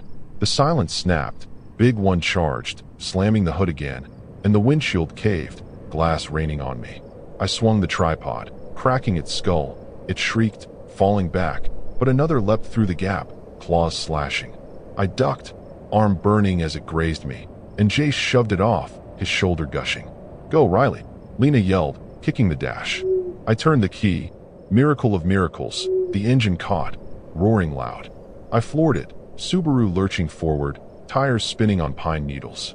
The thing on the hood clung, clawing at me. I splashed the last whiskey, and it screeched, tumbling off. Others chased, pale blurs in the fog, their hisses cutting through the rumble. Jace leaned out the broken window, swinging his sketchbook. Pages flew, useless but brave. "Faster," Lena cried, holding the hatch cords as they snapped, glass shattering behind us. We hit the trail hard, branches snapped, scraping the sides, and a crawler leapt, latching onto the roof. Claws punched through again, inches from Lena. She screamed, shoving her book up, jamming its arm. I swerved, slamming a tree. The thing flew off, crunching into the dark. The big one kept pace, ramming the side. Metal buckled, and I felt the wheel jerk. "Hold on," I yelled, pushing 40 on a path barely wide enough. Headlights flickered ahead, Joaquin Miller Road, maybe. I aimed for it. Engine whining, smoke pouring from the hood. A crawler cut in front, and I didn't brake. Thud. It went under, shrieking as tires crunched bone. The big one roared, leaping for the hatch. Lena kicked, foot connecting, and it fell back, but not before slashing her leg. Blood sprayed, and she gasped, clutching it. "I'm fine," she lied, voice shaking. Pavement hit, tires squealed, and I gunned it down the road, fog thinning as streetlights glowed. The pack faded, hisses turning to echoes, but I didn't slow till we hit a gas station, engine coughing its last. I slammed the brakes, Subaru dying in a cloud of smoke. Jace slumped, bleeding bad, while Lena pressed her jacket to her leg, pale as hell. I stumbled out, yelling for help. A clerk ran over, phone in hand, gaping at the wreck. Cops and medics swarmed fast. Jace got hauled off, shoulder torn up, Lena too, leg gashed deep. I sat on the curb, shaking, blood on my arm, watching them tow the Subaru, claw marks, dents, a slaughterhouse on wheels. What happened? A cop asked. I mumbled about animals, too fried to explain. They wouldn't believe me anyway. Those things weren't in any guidebook. We'd escaped, barely, but my gut screamed it wasn't over. The clerk handed me water, saying he'd heard weird stuff up there. Hikers vanishing, scratched cars. I nodded, numb, picturing those black eyes. We'd fought like hell, dodged death, but at what cost? Jace was a mess, Lena limping, and me. I couldn't shake the feeling they'd track us. Oakland's hills let us go, but those crawlers? They'd remember. Hospital was a blur. Jace in surgery, Lena stitched up, me with a bandaged arm, staring at nothing. Cops took my statement, skeptical as hell, called it a bear attack, ignored the claw patterns. I didn't push. What's the point? Back in Modesto, I crashed at home, Subaru scrapped, camera gone. Lena called. She'd heal, but her voice was flat, hollow. Jace texted once. Out. Doped up, not talking much. We'd survived, but it felt like we'd lost anyway. I couldn't sleep. Those hisses, that smell, looped in my head. I'd wanted shots, adventure, dumbest call I ever made. Picked the spot, ignored the signs, dragged them into hell. A week later, I found it, rust-colored dust on my jacket, stuck from that night. My stomach dropped. It wasn't over. Forums had whispers, crawlers, old mines, toxic runoff twisting something human into monsters. Oakland bred them, and I'd led us right to their door. Jace changed, quit tattooing, moved to his mom's, barely left his room. Lena burned her books, said she saw those eyes in every shadow. I tried working, snapped a lens, hands too shaky. The tragedy wasn't just the blood, it was us, broken quiet like. I check windows at night, bat by my bed, waiting. Modesto's far, but not far enough. Those things had our scent, and I knew it. One night, I drove back, not to camp, just close. Parked near Joaquin Miller, engine off. Fog rolled in, same as before, and I sat, watching. Nothing moved, but that sour whiff hit. Faint, real. A scratch echoed, distant, then silence. I peeled out, heart pounding, knowing they were still there, patient, pissed. My mistake wasn't just camping. It was thinking we could outrun them. Lena cut me off, blamed me, fair enough. Jace didn't answer anymore. I sold my gear, quit shooting, couldn't hold a camera without seeing those claws. We'd escaped death, but it took everything else. Our spark, our fight. The real horror? They didn't need to kill us. They'd ruined us slow, and I'd lit the fuse. Oakland's hills won, and I'll carry that scar, inside and out, till they come back for me.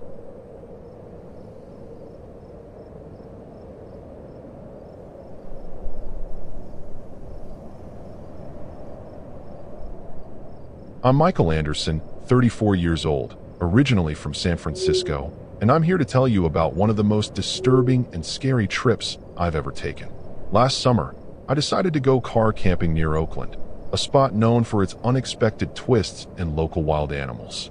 I loaded up my old sedan with essentials, a few tents for backup, and a mix of excitement and a nagging feeling of foreboding. My friends Jenna Collins and Eric Matthews joined me, each bringing their own quirks and a sense of humor to lighten the mood, even though something in the air felt genuinely horror-inducing. Rolling into the designated camping area felt surreal as the car's headlights sliced through the twilight. The forest surrounding us was dense and alive, its branches creaking in a style that was almost too intentional. I remember thinking, this is going to be one seriously scary night, as the crisp air carried hints of a disturbing silence. I wasn't alone in my feelings. Jenna cracked a few jokes about the local critters, and Eric tried to reassure us with wild anecdotes of past camping misadventures. Yet, beneath the banter, an unspoken horror simmered. I parked near a small clearing, right by a narrow trail where wild animals were rumored to roam. The area, though picturesque by day, had an eerie quality after dusk, a combination of the unfamiliar rustling in the underbrush and the way the moon cast strange shadows that made every tree seem like a lurking threat. I set up my makeshift sleeping arrangement right there in the back of my car, a decision that in hindsight felt both spontaneous and disturbing. The tension was palpable, and every slight noise had a scary implication, even if it was just the wind. My friends and I tried to settle into our routine, sharing stories and planning the next day's hike. I kept an eye on the forest, half expecting a wild animal to crash our little camp, and my heart pounded with a blend of excitement and genuine dread. Even though the conversation bounced from one absurd topic to another, the atmosphere was thick with an unsettling sense of foreboding, a horror that seemed to whisper promises of a terrifying night ahead. The calm before the storm felt almost too calm, like the eerie silence before a scream. As night deepened, the woods around us transformed into an otherworldly playground for unknown creatures. I vividly recall the moment when a distant rustling, combined with a low, unsettling growl, sent chills down my spine. It was as if the forest was alive with sinister intent, and each sound was a reminder that this was no ordinary camping trip. We laughed off the moment initially, but even in our humor, there was a disturbing undercurrent of fear, as if something was watching us from just beyond the glow of our campfire. In the midst of that unsettling environment, every small decision felt critical. I couldn't shake the memory of a pair of eyes glimmering in the dark, perhaps just a wild animal, or something else entirely. The interplay between the natural beauty of the surroundings and the horror of the unknown created a tension that was both thrilling and terrifying. Jenna's occasional nervous laughter and Eric's feigned bravado did little to mask the underlying anxiety that we were teetering on the edge of a real-life horror story. It was a night destined to change us. By midnight, the camp had taken on a surreal quality. I remember feeling as if time had slowed, and every sound, the rustling leaves, a far-off animal call, and even the soft hum of our conversations, was amplified into a symphony of anxiety and suspense. My hands trembled as I sipped lukewarm coffee from a thermos, each sip fueling my imagination with thoughts of what might be lurking outside. The wilderness around us was both beautiful and brutally unforgiving, and the combination was nothing short of disturbing. As I sat in the driver's seat, eyes fixed on the darkened forest, I couldn't help but reflect on the bizarre mix of humor, fear, and forewarning that permeated the night. The experience was turning into an unexpected exploration of my own limits, a test of courage in the face of nature's untamed horror. I recall whispering to myself that this was just another crazy adventure, even as every instinct screamed that something wasn't right. It was a moment where reality blurred with the disturbing echoes of my imagination. The introduction of our journey was set with a blend of anticipation and dread, each second laced with a subtle promise of the terror to come. I felt a mixture of exhilaration and fear, as if I were on the verge of an unraveling mystery.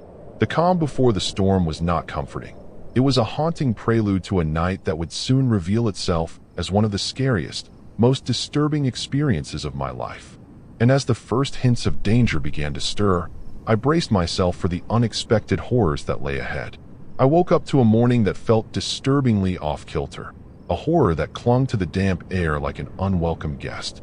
As I stepped out of my car, I noticed the ground around the campsite was scattered with broken twigs and mysterious markings that sent a shiver down my spine. Jenna was already awake, her eyes darting nervously between the trees and the quiet underbrush. Eric, ever the optimist, tried to joke about it being just a sign of local wildlife, but even his smile was tinged with anxiety. I couldn't shake the feeling that we'd overlooked a subtle, yet deeply disturbing, omen from the night before, and every step felt like a step deeper into a scary unknown. While gathering firewood for the day, I stumbled upon odd footprints that didn't match any animal tracks I knew. They were too deliberate, too irregular, as if someone, or something, had walked there with a sinister purpose. Jenna and Eric soon joined me, each voicing their own theories that ranged from an animal scuffle to a stray human presence. Our discussion was laced with uneasy humor and a dash of sarcasm, a desperate attempt to mask the horror that was slowly creeping into our minds. The disturbance was real, and every logical explanation felt like a band-aid on a deeply disturbing wound, leaving us with a gnawing sense of foreboding. We decided to press on with our planned hiking trail, but it wasn't long before the path became a labyrinth of twisted roots and overgrown brush. The forest, usually a source of serene beauty, now appeared menacing and fraught with danger. I found myself constantly glancing over my shoulder, my thoughts racing with the possibility of something lurking just out of sight. Jenna's soft, anxious laughter and Eric's steady, yet unconvincing reassurances did little to quell the growing tension. Every step was marked by an increasing sense of dread, a disturbing intuition that our decision to stay this long might have been a grave mistake. The atmosphere was undeniably scary and filled with an underlying promise of coming horror. Midway through our hike, we encountered an abandoned structure hidden deep within the trees, a rusted, dilapidated shed that seemed out of place in the natural surroundings. The sight of it sparked a mix of curiosity and dread among us. I recall feeling a sudden chill run through me as I approached it. It was as if the building itself exhaled a sense of horror and mystery. Inside, remnants of forgotten belongings hinted at stories of past tragedies, and the smell of decay was disturbingly potent. Jenna and Eric exchanged uneasy glances, and despite the fear, we couldn't help but be drawn to the disturbing evidence of human presence and perhaps something even scarier. Back at the campsite, small mishaps began to unfold. Eric accidentally knocked over a lantern while setting up a makeshift cooking area, and the sudden flare of flame in the dim light made us jump, our hearts pounding with horror. It was a moment of clumsy comedy amid tension, yet it underscored the raw, real fear of our situation. The mishap served as a stark reminder that our human errors could escalate in a place where every noise might be a precursor to a disturbing event. I found myself rethinking every decision we made, wondering if our actions were inviting an even scarier fate. The day carried on with an uneasy energy, and each mishap felt like a sign that our situation was more dangerous than we'd initially thought. Later that afternoon, while we sat by a dwindling campfire trying to muster some warmth, a series of unexplainable sounds broke the quiet. It started with a distant rustle, then escalated into a series of low, eerie grumbles echoing from the forest. The sounds were so unexpectedly disturbing that they shattered our attempts at casual conversation, and suddenly, every rustle of the wind felt like a horror movie scene unfolding in real time. We debated whether it was just a pack of local wild animals or something far more sinister. Our discussion grew heated and anxious as we exchanged theories, each more disturbing than the last, and I couldn't help but feel that we were caught in a real-life nightmare. Deciding to investigate the sounds, we split into pairs, each with a mix of determination and trepidation. I paired up with Jenna, while Eric headed off in the opposite direction. The decision was made quickly and impulsively, as if we hoped that dividing our efforts might uncover a logical explanation behind the disturbing phenomena. As Jenna and I edged closer to the source of the sounds, the forest grew eerily quiet, broken only by our own nervous whispers. I couldn't help but feel that each step was drawing us nearer to a threshold of horror, and every rustle of leaves became a stark reminder that something was clearly wrong in this disturbing, scary wilderness. The trek back to the camp was filled with hushed confessions and lingering glances over our shoulders. Jenna admitted that she'd seen something move at the edge of her vision, a fleeting shadow that vanished as quickly as it appeared. I recalled Eric's frustrated shouts when he, too, encountered inexplicable signs of movement. The disjointed pieces of our separate experiences started to paint a picture of escalating tension, a mix of fear and horror that was both real and disturbingly inexplicable. Our group felt fragmented by the escalating terror, and the day's events left us with an unsettling decision: to stay and confront the growing threat, or to pack up and flee before the situation turned even more dangerous. As the evening crept in, the problems we'd encountered merged into a tapestry of disturbing signs and indecipherable decisions. The initial hints of horror were now compounded by each new, scary discovery that we faced. We gathered around the dying campfire, deliberating our next move amid a palpable dread that gripped us all. It wasn't just the fear of wild animals anymore. It was an overwhelming sense that the natural order had shifted into something terrifyingly abnormal. Every decision felt weighted with consequence, and the disturbing events of the day had left us on the brink of an irreversible choice. With the darkness fully settling in, our minds raced with thoughts of both imminent horror and the desperate need for escape. The night thickened like a suffocating blanket as I stumbled upon the first unmistakable signs that something was off, a truly disturbing and scary turn of events. I was sitting in my car after a restless sleep when a series of sharp, almost mechanical sounds echoed from the depths of the forest. The noise wasn't natural, nor did it belong to any local wild animal I'd encountered before. It resonated with a kind of horror that made my heart pound and my skin crawl. I swear, I could almost feel the menace in the air as I peered through the windshield, trying to decipher what lurked in the shadows, every second feeling more disturbing than the last. I grabbed my flashlight and stepped out into the chilling darkness, my mind racing with thoughts of the inexplicable sounds. The beam of light danced nervously across the gnarled trees, and for a moment, I thought I saw a figure moving just beyond the glow, a flash of movement that was both scary and inexplicably human. I quickly returned to the car, unsettled by the encounter, yet driven by a need to understand what was happening. The atmosphere was heavy with horror, and every rustle of leaves seemed to whisper warnings of a coming danger. I felt trapped in a scenario that was straight out of a real-life horror film, and the reality was disturbingly clear. Back at the campsite, Jenna and Eric were visibly shaken. Jenna's eyes were wide, her face etched with a terror that was hard to ignore, while Eric kept mumbling that it was just a local animal or maybe even a prank. But nothing felt like a prank that night. The sounds and shadows were too deliberate, too chillingly orchestrated to be mere coincidence. I shared what I'd seen, and the weight of our shared horror pressed down on us like an ominous cloud. We spent hours debating theories, each suggestion more disturbing than the last, and even our attempts at humor were laced with the bitter taste of dread. Deciding we needed to get to the bottom of the eerie phenomenon, we formed a plan. With our makeshift gear and trembling determination, Jenna, Eric, and I decided to follow the source of the sounds. The journey took us deeper into the forest where the trees grew thicker and the night more oppressive. Every step was accompanied by an unsettling silence, punctuated only by our nervous whispers and the distant echoes of that mechanical sound. The forest seemed to be closing in on us, as if it were part of a grand design to trap us in a real-life horror scenario. The feeling was disturbingly palpable, and I couldn't shake off the sense that we were stepping into a nightmare. Our trek led us to an old, abandoned campsite that looked eerily similar to ours, yet it bore a darker, more sinister atmosphere. Scattered belongings, remnants of a life abruptly halted, and hastily abandoned food supplies painted a picture of chaos and escape. The discovery was not just scary, it was a stark, disturbing reminder that we were not the first to be caught in whatever malevolent force haunted these woods. Each object told a story of fear and sudden flight, and the realization that something had driven them away filled us with a rising horror that was hard to dismiss.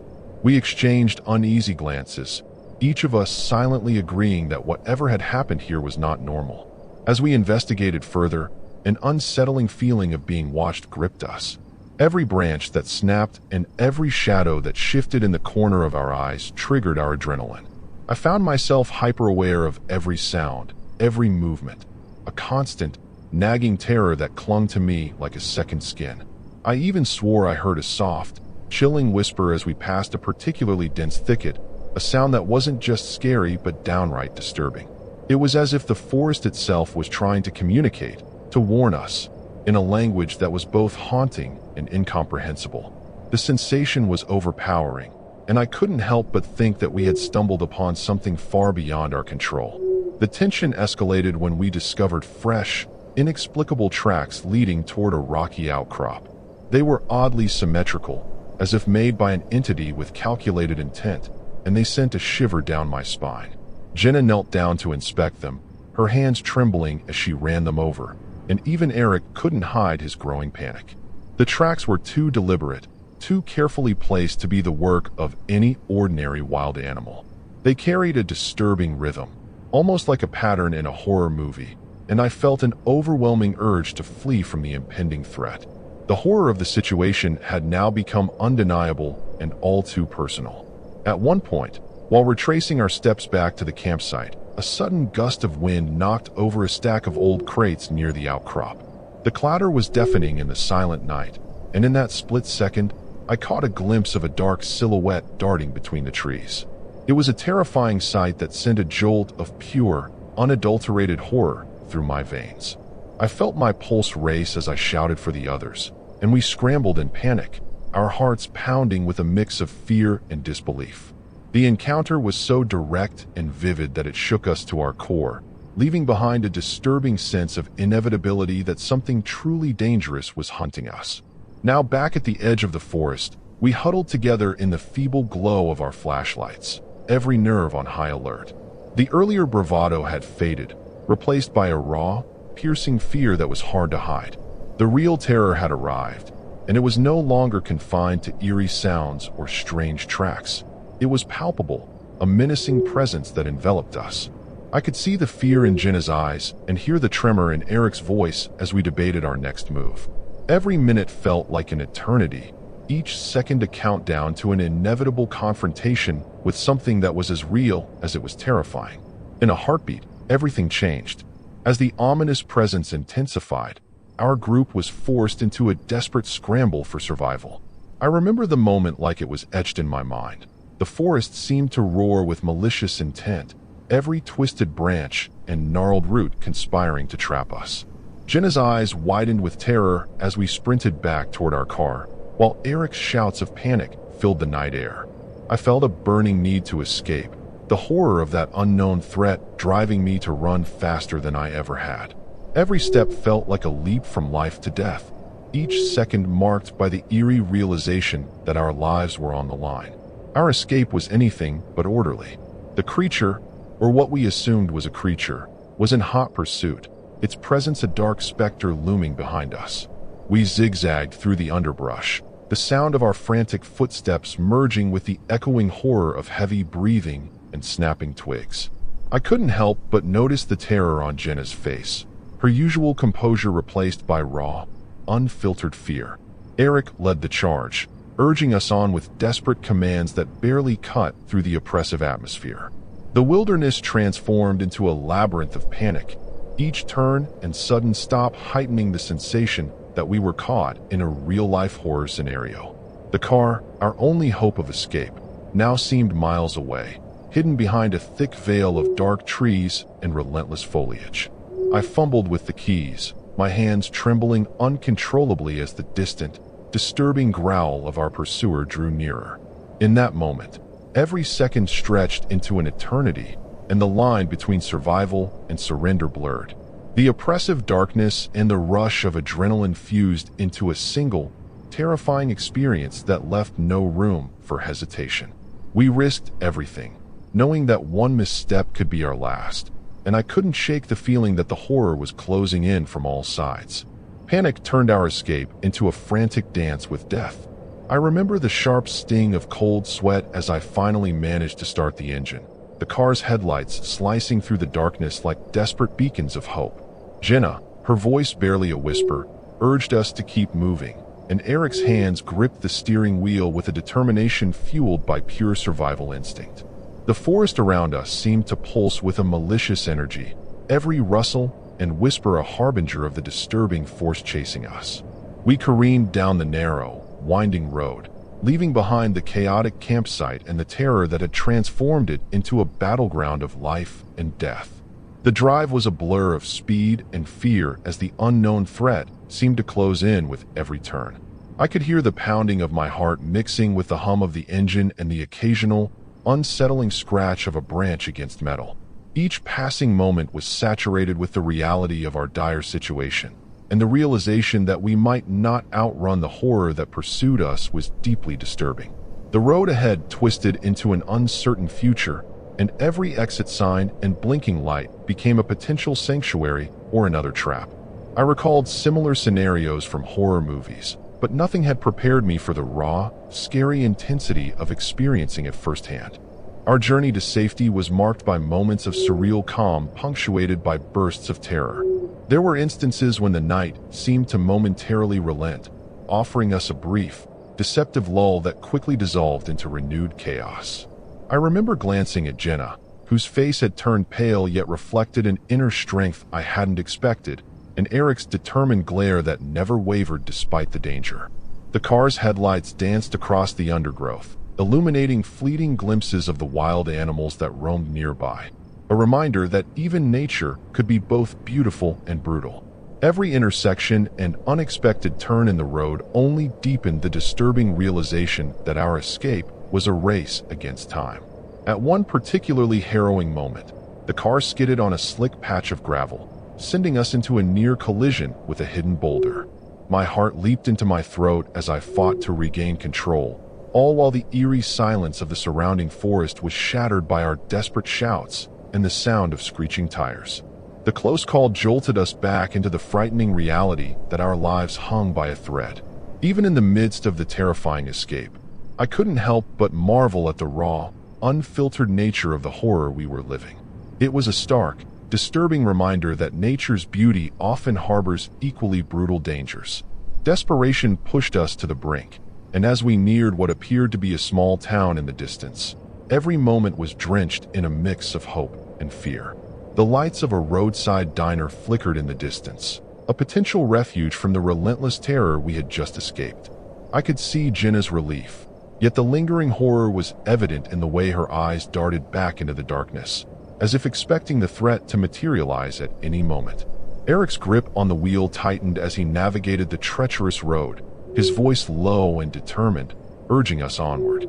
The night was filled with a disturbing mix of adrenaline and reluctant hope, each mile taking us further from the horrifying ordeal that had just defined our existence. As we finally pulled into the dimly lit parking lot of the diner, a mix of relief and lingering dread washed over us. The moment of temporary safety was both comforting and tragic, a pause in the ongoing horror of the night. I stepped out of the car, the cool air contrasting sharply with the heated terror of the chase, and I couldn't help but reflect on the series of disturbing events that had led us here. The experience felt surreal, like a fragment of a nightmare interwoven with raw reality, and I knew deep down that the horror was far from over. Even as we tried to regroup and catch our breath, the unsettling feeling that the danger could return haunted every corner of our minds. The dawn crept over the horizon, its weak light barely cutting through the heavy fog of regret and lingering horror. We'd thought that reaching that small town meant safety, but in retrospect, it only marked the beginning of our final, irreversible mistake. I can still feel the weight of that decision pressing down on me as I sat in the silent booth of the roadside diner, my mind replaying every horrifying moment of our escape. The relief we once felt had dissolved into a cold dread, as if the tragedy lurking in the shadows was determined to make its final, disturbing appearance. Every detail from the previous night, the relentless pursuit, the haunting whispers, the inexplicable tracks, now converged into a single, unyielding sense of foreboding. In the hours that followed, our temporary haven transformed into a living nightmare. The diner's neon sign flickered ominously as we huddled together, trying to piece together the events that led to our downfall. I remember the conversation between Jenna and me, her voice trembling as she recounted the inexplicable chill that crept into our souls, and Eric's growing paranoia that something was still out there, waiting. It became painfully clear that our mistake was not simply about underestimating nature's fury, but about ignoring the subtle, disturbing warnings that the night had offered us. That oversight, that single lapse in judgment, paved the way for a series of events that would leave us scarred for life. A call for help, made in a moment of desperate clarity, marked the start of our undoing. I dialed 911 with shaking fingers, my voice a hushed whisper as I explained the horrors we'd experienced, hoping that the authorities could provide a semblance of rescue. However, the response was slow, and every minute that ticked by felt like an eternity of impending doom. Outside, the sound of approaching sirens mingled with the lingering echoes of our earlier terror, intensifying the disturbing realization that we were not alone in our suffering. The weight of our situation, the dire mistake of trusting that the town would be a safe refuge, began to press in on us, leaving a deep scar of regret and fear.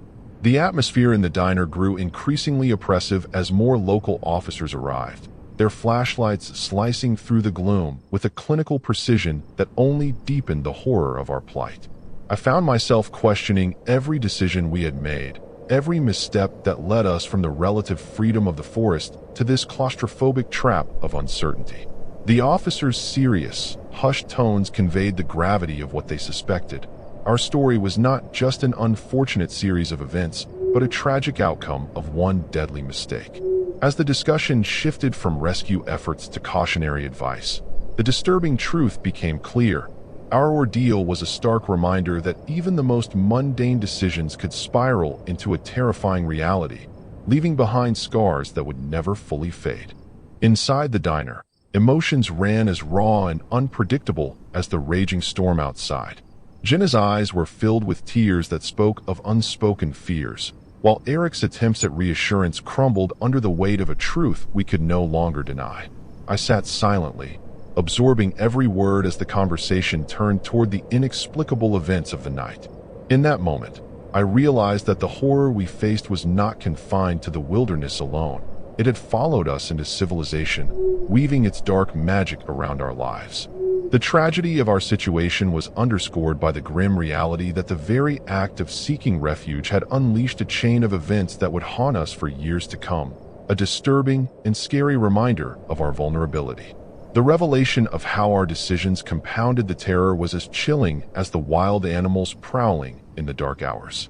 I recall the officer's grave expression as he explained that similar incidents had occurred in the area, each one a testament to the unpredictability and cruelty of nature. The local wild animals, once a mere backdrop to our camping trip, had become unwitting players in a deadly game that we were forced to participate in. It was a disturbing convergence of human error and nature's raw, untamed power, a combination that had sealed our fate. In that moment, I felt the heavy burden of responsibility, as if each misstep was a step further into an abyss of horror from which there was no escape. As the investigation unfolded, the pieces of our fractured night began to form a disturbing picture, a scenario where fear and fatal mistakes meshed into a tragedy that defied simple explanation. I listened, numb, to the accounts of similar experiences from locals who had once encountered the same inexplicable force lurking in the outskirts of town. Each new detail was a reminder of the scary, harsh reality that our wilderness adventure was not a one-off occurrence, but part of a pattern of horror that had claimed lives before us. The profound sense of loss and regret settled over us like a heavy shroud, leaving behind a trail of unanswered questions and the tragic realization that some mistakes are too dangerous to live with. In the final moments before the day turned into an endless blur of investigations and heartache, a subtle, disturbing twist revealed itself. An officer uncovered a clue that suggested our deadly mistake might have been part of a larger, more ominous scheme, a series of events orchestrated by forces beyond our comprehension. The disturbing implication that our lives had been manipulated by something far more terrifying than we had ever imagined sent a shiver down my spine. That revelation, combined with the grim evidence of nature's unpredictable cruelty, forced me to confront a disturbing truth. Sometimes, the most horrifying tragedies are not merely accidents, but the result of a chain reaction set in motion by one fatal error. Now, as I sit here trying to piece together the remnants of that long, agonizing night, the horror remains etched in my memory. The events of that day, each moment laden with fear, regret, and the unyielding weight of a deadly mistake, have become a part of who I am. The pain of our loss and the realization of our misjudgment linger like a scar that will never fully heal. Even as I recount these disturbing memories, I sense that the story is far from over.